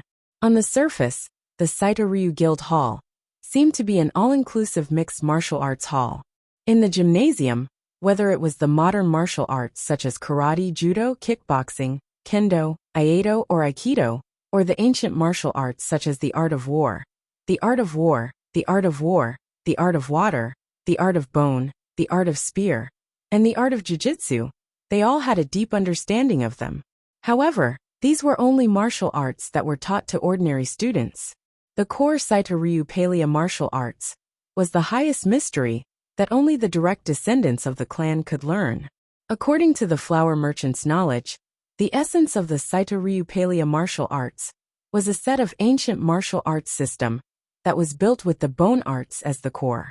The so-called bone technique was said to be a martial skill that had been passed down for more than 1,000 years. It was known as the country's oldest fist technique. However, compared to martial skills, this might be more inclined towards a kind of concept, a concept that allowed one's body to be used in various flexible ways. Just like the ground shrinking technique that Dunya used to quickly get close to others and move as if she was gliding, it was the core of the bone arts. This kind of footwork was extremely fast, and it was extremely subtle when adjusting the center of gravity. It would give people the illusion that the ground was shortened, hence the name. It was said that after the earliest Saito Ryu master learned the bone arts, he added in the essence of many other martial arts schools. This slowly formed the current Saito Ryupalia martial arts. The strength of the system was not inferior to Ryudo's Furamaki-style martial arts. When Dunya finished off Gyuj with one palm, the huge battle arena suddenly became silent. After all, everyone was shocked by this cute little loli. They could not imagine that her slender body actually contained such powerful strength and superb technique. Ignorant bastard. You think you can fight Long Do on your own? You are still a few hundred years away. Looking at the guy that fell on the ground, Dunya slowly raised her left hand and made a friendly middle finger gesture. It was not that Dunya looked down on her opponent, but her opponent looked down on her first. Serves him right, humph. But after Gyuj was directly put on the ground, this sudden challenge naturally came to an end. Next, it was Dunya's turn to officially fight. Ladies and gentlemen, the next battle will be between the newcomer of the C-Class group, Silver Violent Bear Saito Dunya against Thai Tiger Park In-young. Please stay in your seats, the battle will start soon. However, when the host announced the name of the little loli, the audience suddenly had a feeling of realization. So that's how it is, she is the daughter of Saito Takahiro. No wonder she dares to come here at such a young age. She must be from a martial arts family. That's for sure. How can a woman that can catch the eyes of Boss Tong be an ordinary person? But Boss Taste is a bit too immature. Will he be arrested by the police? For a time, the audience in the arena began a heated discussion about the newcomer Dunya. But from their words, they no longer dared to look down on her. What a joke. The B-class fighter Gyuj was already carried out on a stretcher. To be able to put down the B-class fighter in one go, Dunya's strength was already beyond doubt. Who would dare to look down on her? Looking for death. But just when everyone's attention was focused on the cage, the flower merchant sitting in the audience seats discussed other things with Ryudo. You just said you have something to discuss with me. Is it something that even you can't solve? When Ryudo took the wine glass from the flower merchant, he gently took a sip of the aged wine, and then asked with a smile. As the boss of the Sai River Plain, although on the surface he was just an information broker, he was also considered a big shot in the underground world. There were not many things that he could not solve by himself. Indeed there is. Have you seen this thing before? This fat and greasy-looking man nodded, and took out an unremarkable piece of paper from his pocket. It was a piece of paper that was only as thick as a finger. It looked like it was made by folding a piece of paper together. It could even be called a child's toy. But when Ryudo took the piece of paper, he slightly frowned because he already smelled the strange smell from the paper. It was the disgusting smell of paper anesthetic mixed with greed. Paper anesthetic. Ruehui had mentioned this thing to Ryudo before. It was a contraband product made by soaking paper in anesthetic and letting the anesthetic be absorbed by the paper before drying it. In the headquarters of psychedelic Saburo, which had been destroyed by Long Do and his men, there were all kinds of anesthetics, and he had seen the most powerful one, which was called Hell Butterfly. Although it had been a while, Ryudo could still clearly remember the terrifying changes that happened to Pangasutra after consuming the Hell Butterfly. It could be described as, I don't want to be a human anymore. But at this time, why did the flower merchant take out a piece of paper anesthetic? You usually don't touch this kind of thing. Where did this thing come from? In fact, after the psychedelic Saburo was destroyed by you, this kind of lousy stuff has become very difficult to buy. But in the past few days, this kind of special paper anesthetic has appeared in the underground market. After taking it, the body will be greatly strengthened. What? Hearing the flower merchant's words, Ryudo's mind flashed back to Pangasutra's red and swollen face, as well as his crazily inflated muscles. Speaking of which, the previous Hell Butterfly was a unique product that the Saburo brothers accidentally bought from someone else. It wasn't a product that they produced. Therefore, the origin of the Hell Butterfly was still unknown. According to Ruehui's speculation, the Hell Butterfly might be related to the Heavenly Eye Group's pharmaceutical department. But speculation was just speculation. At least until now, there was no direct evidence pointing to that group of people. And after a few months, Ryudo gradually forgot about this matter. But he didn't expect to see something similar in the arena today. The scariest thing was that according to the flower merchant, this thing had actually started to circulate in the underground world. Doesn't this mean? You should understand, right, Ryudo-kun? The flower merchant slowly took out a cigar and lit it up. After taking a deep breath, he said seriously, if this thing were to circulate in large quantities, it would only cause chaos in the world. It might even spread to the surface world. I can't allow this to happen. Speaking until here, the boss of the Sai River Plain underground world couldn't help but coldly snort. His words were filled with biting cold killing intent.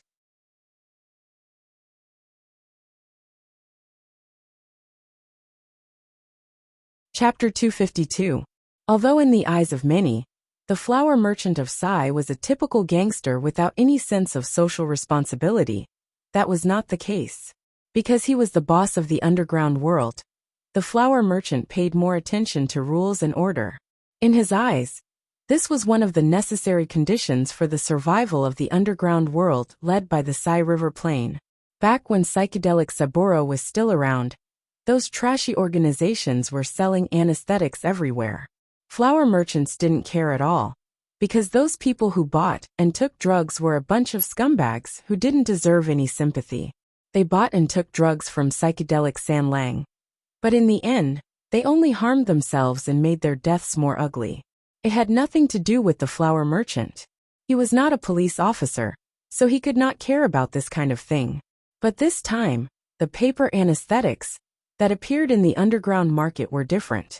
This paper anesthetics would cause one's strength to increase exponentially after consumption.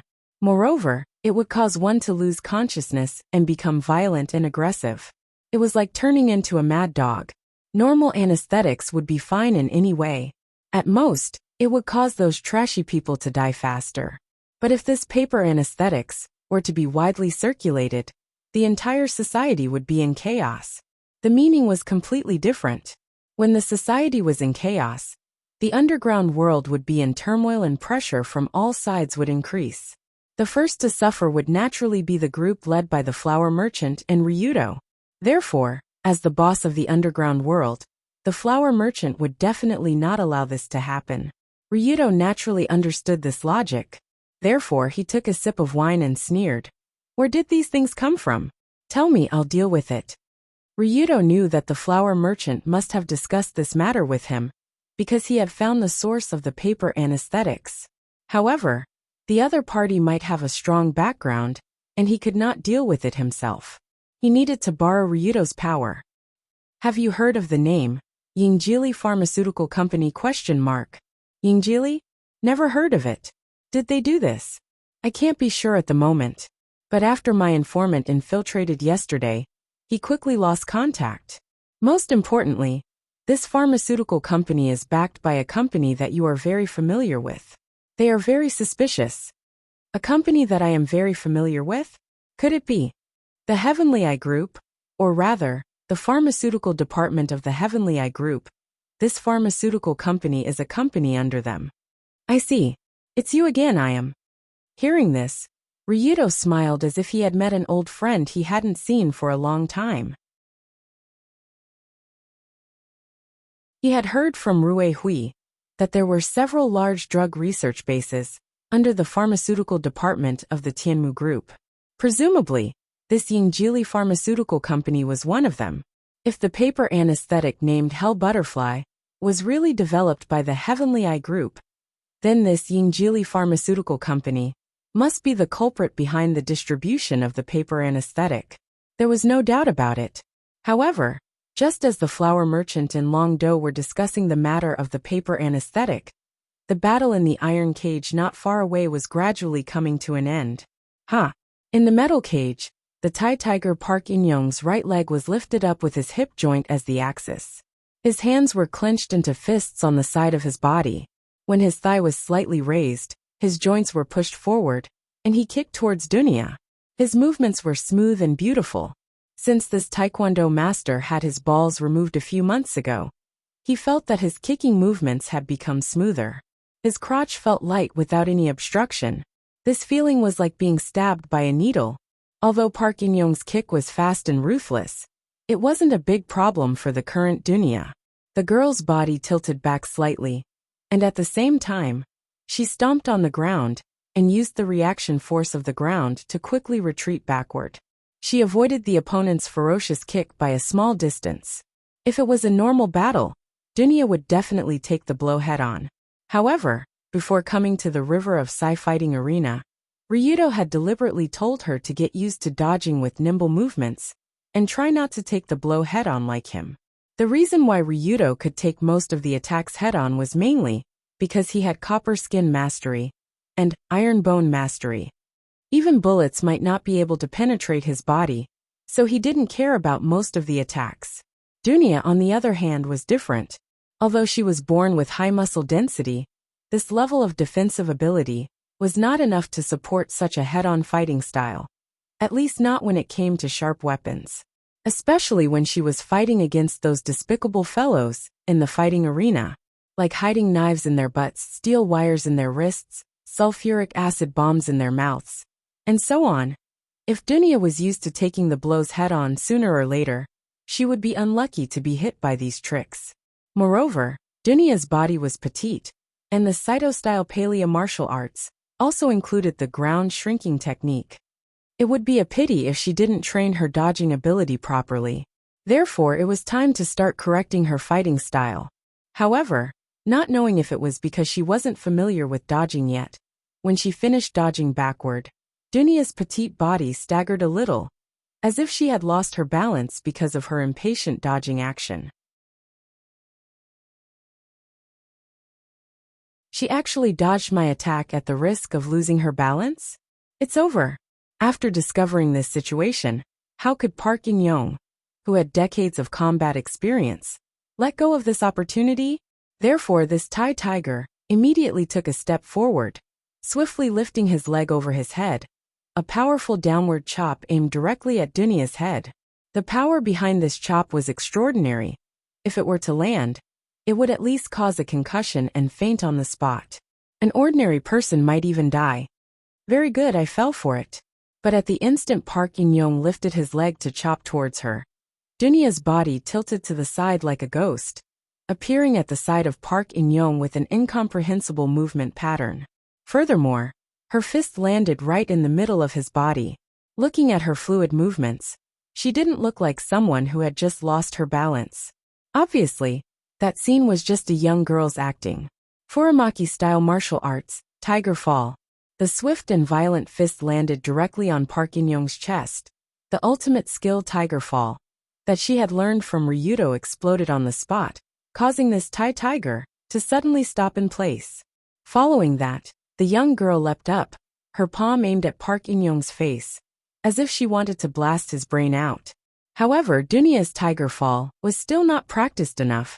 The time she stopped was too short, causing Park In-young to raise his arm at the last moment to block this palm that contained boundless strength.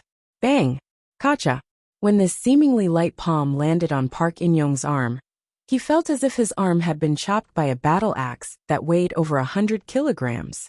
A sharp pain immediately seeped into his bone marrow, and a crisp cracking sound could be heard from his arm. What kind of strength is this? Is this little girl a monster?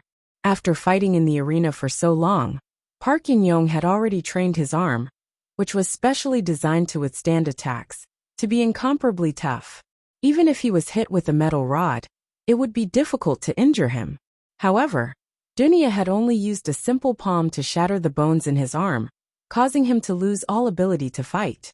Not good, not good. If this continues, I will lose. How can I lose to such a little girl? He immediately retreated a few steps, and when he reached the edge of the iron cage, Park In-young looked at his limp right arm, and a trace of determination flashed in his eyes. It wasn't that Park In-young had never lost a battle before, but losing to such a lowly was something he could never accept. Thus, he decided to sell his soul to the devil. Thus, when this man was huddled at the edge of the iron cage, he secretly took out a small piece of paper from his sleeve pocket and stuffed it into his mouth. This action was extremely subtle, and on the surface, it looked as if he was wiping the sweat from his mouth, so it didn't attract anyone's attention. Plop, plop, plop. When that small piece of paper entered his mouth, Park In-young could only feel his heart beating like a drum. His body slowly emitted a dense fog, and a strange heat rose from every pore on his body. At the same time, Dunia once again charged towards him, and a small fist hammered towards the abdomen of this Thai tiger. Humph. In the next moment, Park In-young's eyes turned red. He actually extended his undamaged left hand to block Dunia's thunderous punch. What?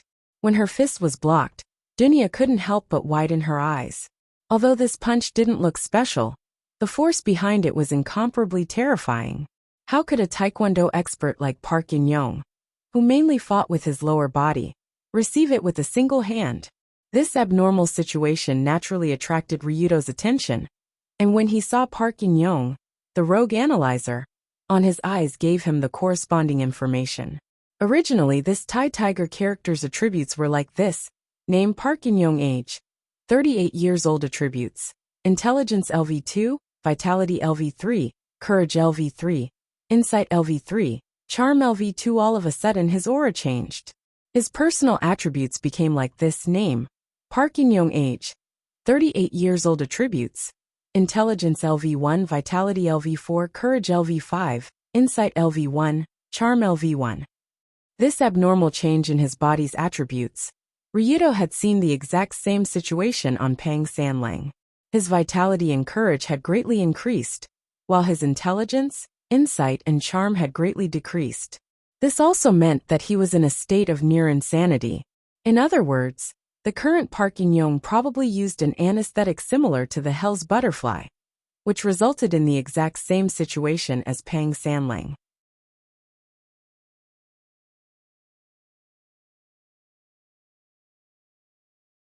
Chapter 253. He. Ha ha ha ha ha. At this time, the man in the iron cage suddenly let out a burst of laughter that sounded very creepy. The arm, which was obviously thicker than before, suddenly rose up and firmly pressed down on Dunia's fist, making it impossible for her to move an inch. Oh my god! What's going on? Unknowingly, many parts of Park In-young's body also underwent the same changes, causing the audience to realize that something was wrong with this guy. His height had obviously increased, his neck, legs, and even his torso were obviously thicker. Moreover, his muscles began to bulge out of his clothes, giving the impression that he was suddenly blown up by the wind. Oh, as expected, this kind of anesthetic has really seeped into the battle arena. After seeing the strange changes in the figure in the cage, the flower merchant slightly frowned, but still sat in the same place without moving, as if he was not worried about the situation over there. Before this, there hadn't been any cases of fighters using anesthetics to fight in the arena. However, that didn't mean that it wouldn't happen in the future. For example, Pu Ren-yong had used that kind of anesthetics today. Actually, if one thought about it carefully, this was to be expected. After all, the biggest benefit of the hell butterfly was that it could make people stronger quickly, and it was a natural attraction for fighters who fought in underground fights here. This was also one of the reasons why the flower merchant wanted to get rid of the anesthetic as soon as possible. Otherwise, if the fighters in the battle arena started to use anesthetic in the middle of a fight, then there would be no way to continue the competition, and it might even become a showcase for the hell butterfly. Flower merchant, is it okay for me to make a move here? After confirming that Park In-young was showing signs of using the hell butterfly, Ryudo slowly stood up from his chair. He clenched his fists, and the joints on his body crackled like beans, clearly a sign that he was ready to make a move. Under normal circumstances, Park In-young would not be Dunia's opponent, but with the hell butterfly buff, that might not be the case. Especially since they were fighting in a cage match, the narrow space was suitable for those with monstrous strength. For Dunia, it could be said that she was in an absolutely disadvantageous position, and if left alone, something bad would definitely happen. As you wish, this is no longer a normal match anyway. The flower merchant made a pleased gesture to Ryudo, then raised his wine glass and looked at the cage. At this moment Dunia, who was in the cage, was in the midst of a very difficult struggle. Her slender fist was being held by Park In-young's hand, which was as hard as a rock. No matter how hard she tried, she could not break free, and it was really annoying. In all her life, there were not many opponents who could be on par with Dunia in terms of strength, or even stronger. This was the first time this silver violent bear, who was used to using strength to crush her opponents, felt inferior. But even so, when she felt that Ryudo was walking towards her, Dunia shouted without turning her head, "Don't interfere. I haven't lost yet. This guy's situation is not right. Can't you feel it? I know, but even so, this guy is still my hunt dash." Dunia originally wanted to say, "This guy is also my hunt dash." But before she could finish her sentence, her petite body suddenly rose into the air. In an instant, she was more than 2 meters in the air. Oh, the audience suddenly screamed in surprise, because the mutated Park In-young actually lifted Dunia up with one hand. Furthermore, he lifted her above his head. Generally speaking, lifting a petite loli above one's head was not a difficult task, but the problem was that Dunia's body weighed more than 200 kilograms, and her strength was also very strong. This was fully demonstrated in the previous battle, but in front of the mutated Park In-young, Dunia was as light as a piece of paper. She was lifted above her head with one hand without any resistance, and then violently smashed into the ground in front of her. Boom! Accompanied by a strong muffled sound and an explosion, it sounded at the same time. Dunia's body directly smashed into the ground, creating a huge crater. Even with the naked eye, one could see the scene of crushed stones and dust flying everywhere. Beautiful. But even so, Ryudo slightly nodded his head. This was because he could clearly see that when Dunia's body was smashed into the ground, she had promptly contracted her muscles to minimize the impact of the smash, causing her to not lose consciousness. So painful scoundrel. After quickly adjusting her body's condition, Dunya hurriedly rolled to the side, barely dodging Park In-young's stomp that was enough to create a huge crater in the ground. With your figure, when dealing with such a big guy, you have to aim for his knee joint and first deprive him of his mobility. Seeing that Dunya seemed to want to deal with her opponent alone, Ryudo, who was standing beside the metal cage, reminded her. Although Dunya did not reply, she quickly rushed forward towards the mutated Park In-young's huge hand.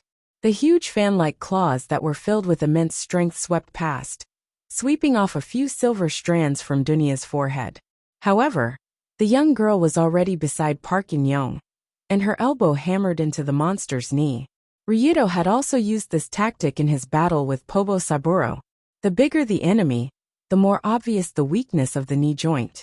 This was especially suitable for a small person like Dunya to launch an attack. When Park In-young's knee bent, his entire body unconsciously bent forward in a half-kneeling position. Dunya took advantage of the momentum to step onto the inside of the metal cage, and with an exquisite triangular leap, she was directly above the man's head.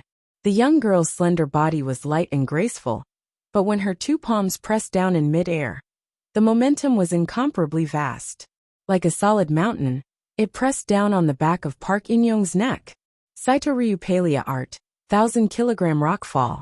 As Dunya's palms pressed down from mid-air, they pressed down on the back of Park In-young's neck. Air currents surged from her palms, and at the same time, there was a crisp sound of something being crushed.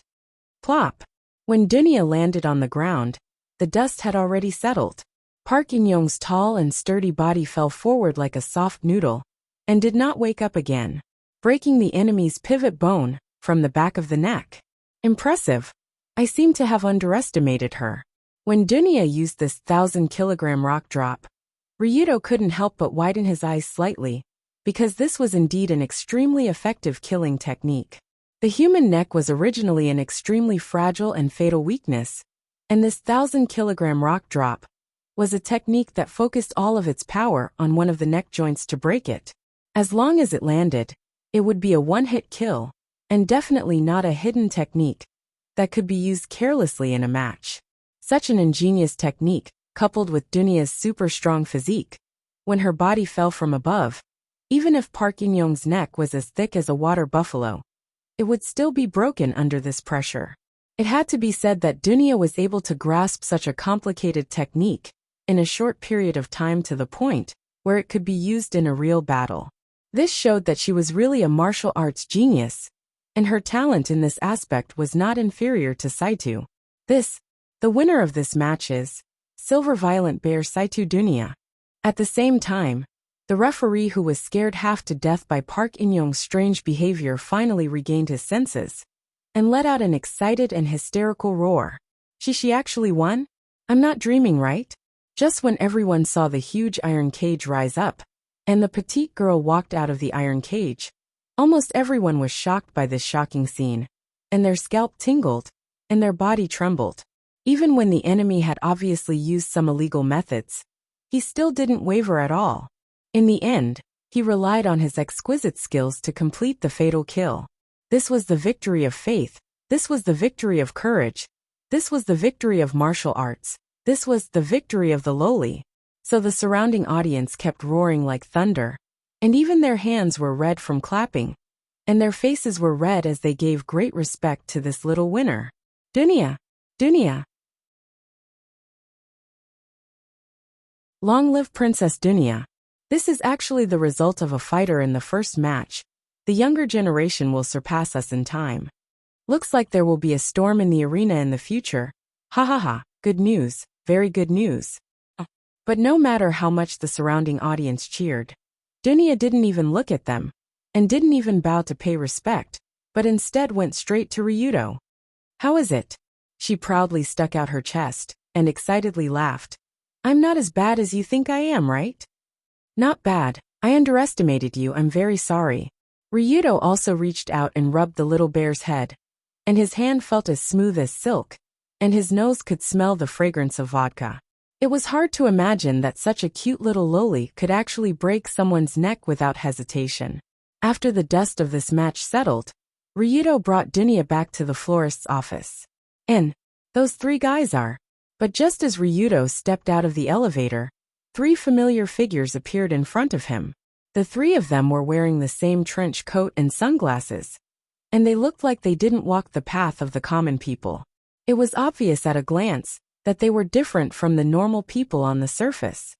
Back to the topic. The florist also explained in a timely manner.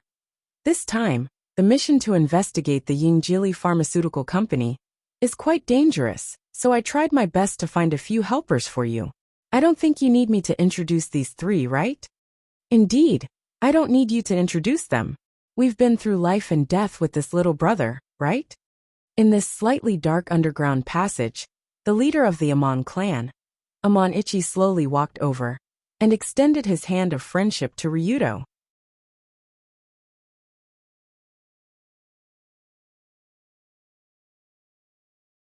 Chapter 254.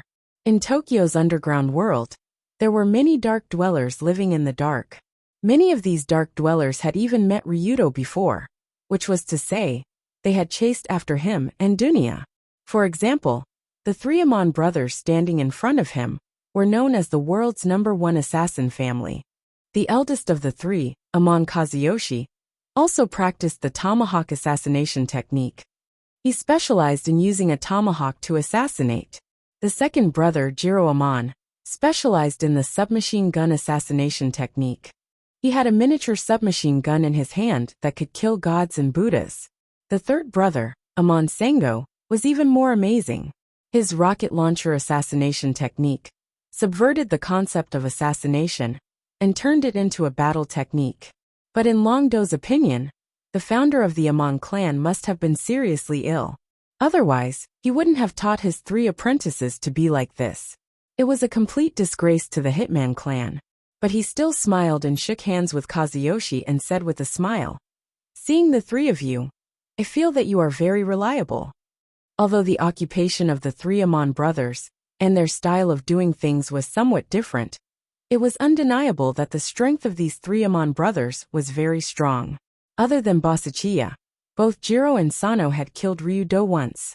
That kind of professional assassin's sharp sense of smell, agile hands, and shameless assassination techniques were indeed hard to guard against.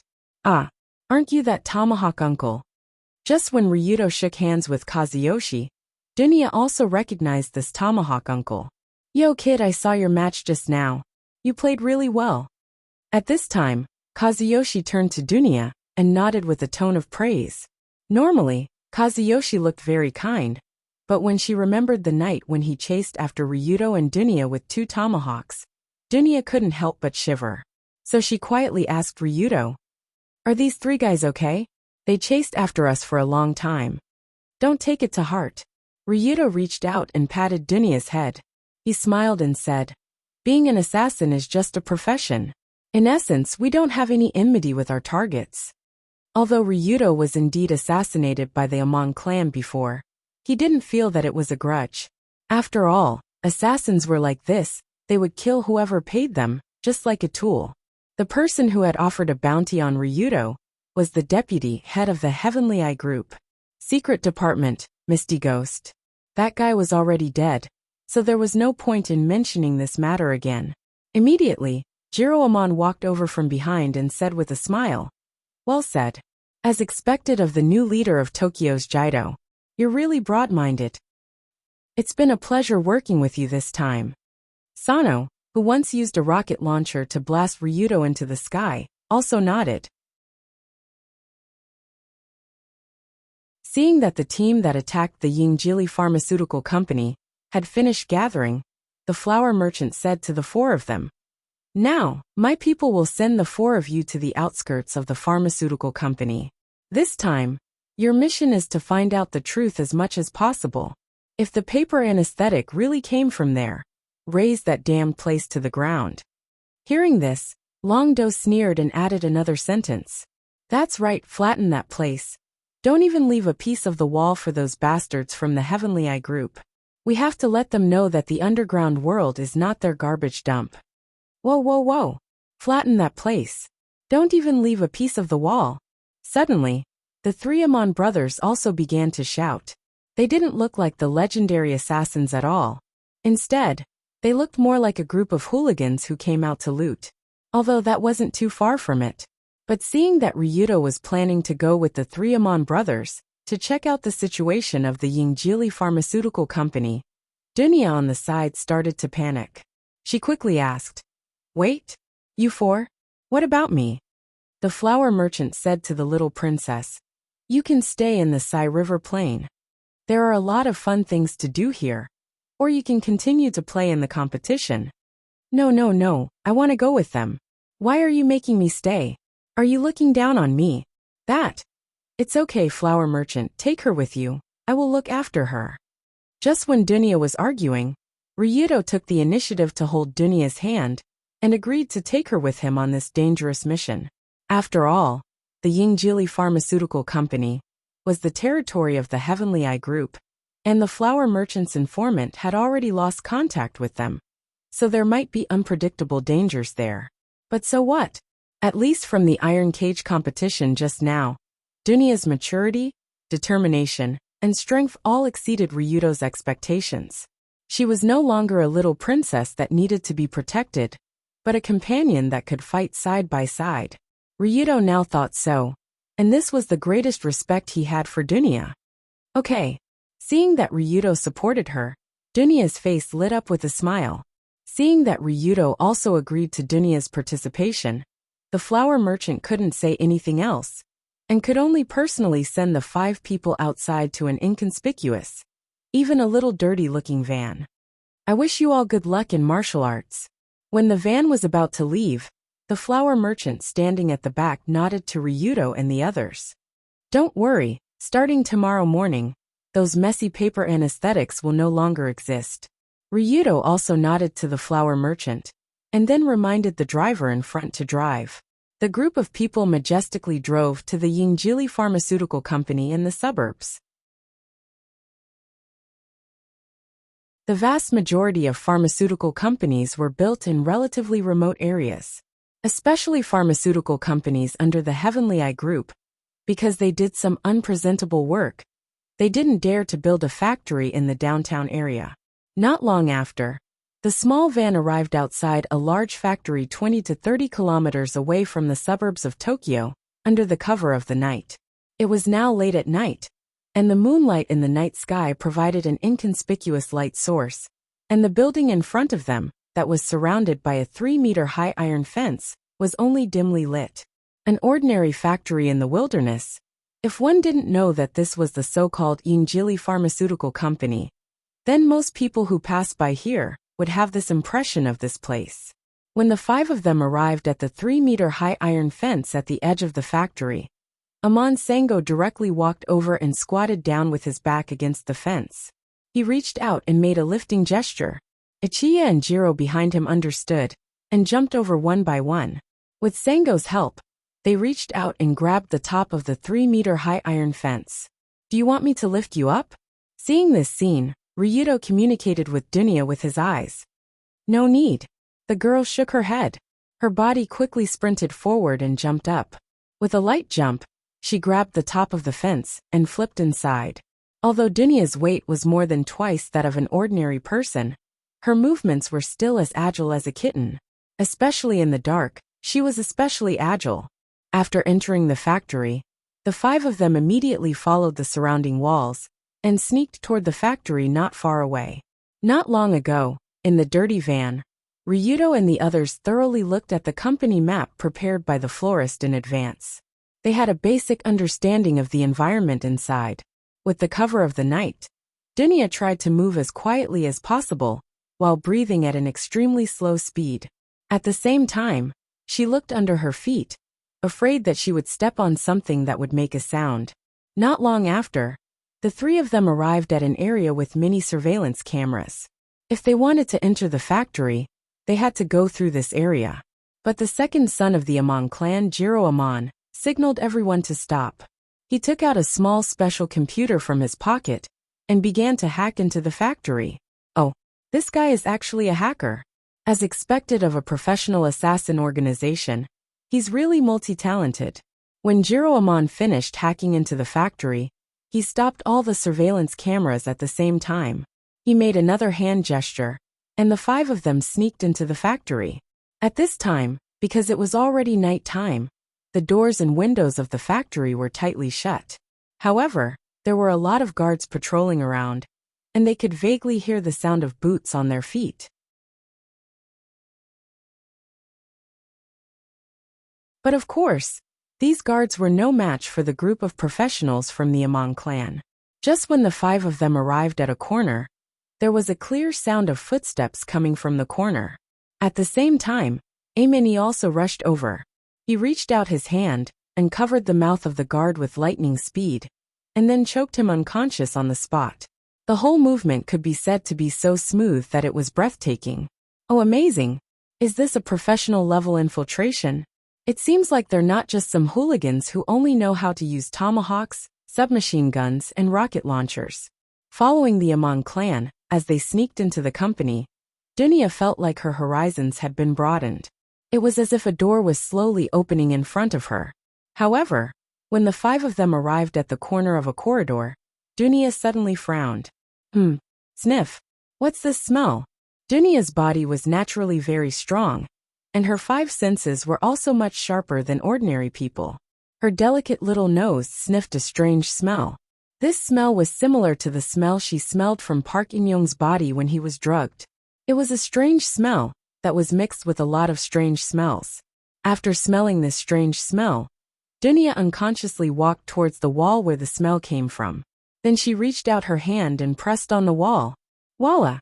Along with the sound of a mechanism being activated, a secret door suddenly appeared on the wall. Dunya's body involuntarily fell into it. You're tuning in to the Earbook Haven YouTube channel. Don't forget to subscribe and join us on this journey to catch the most captivating stories.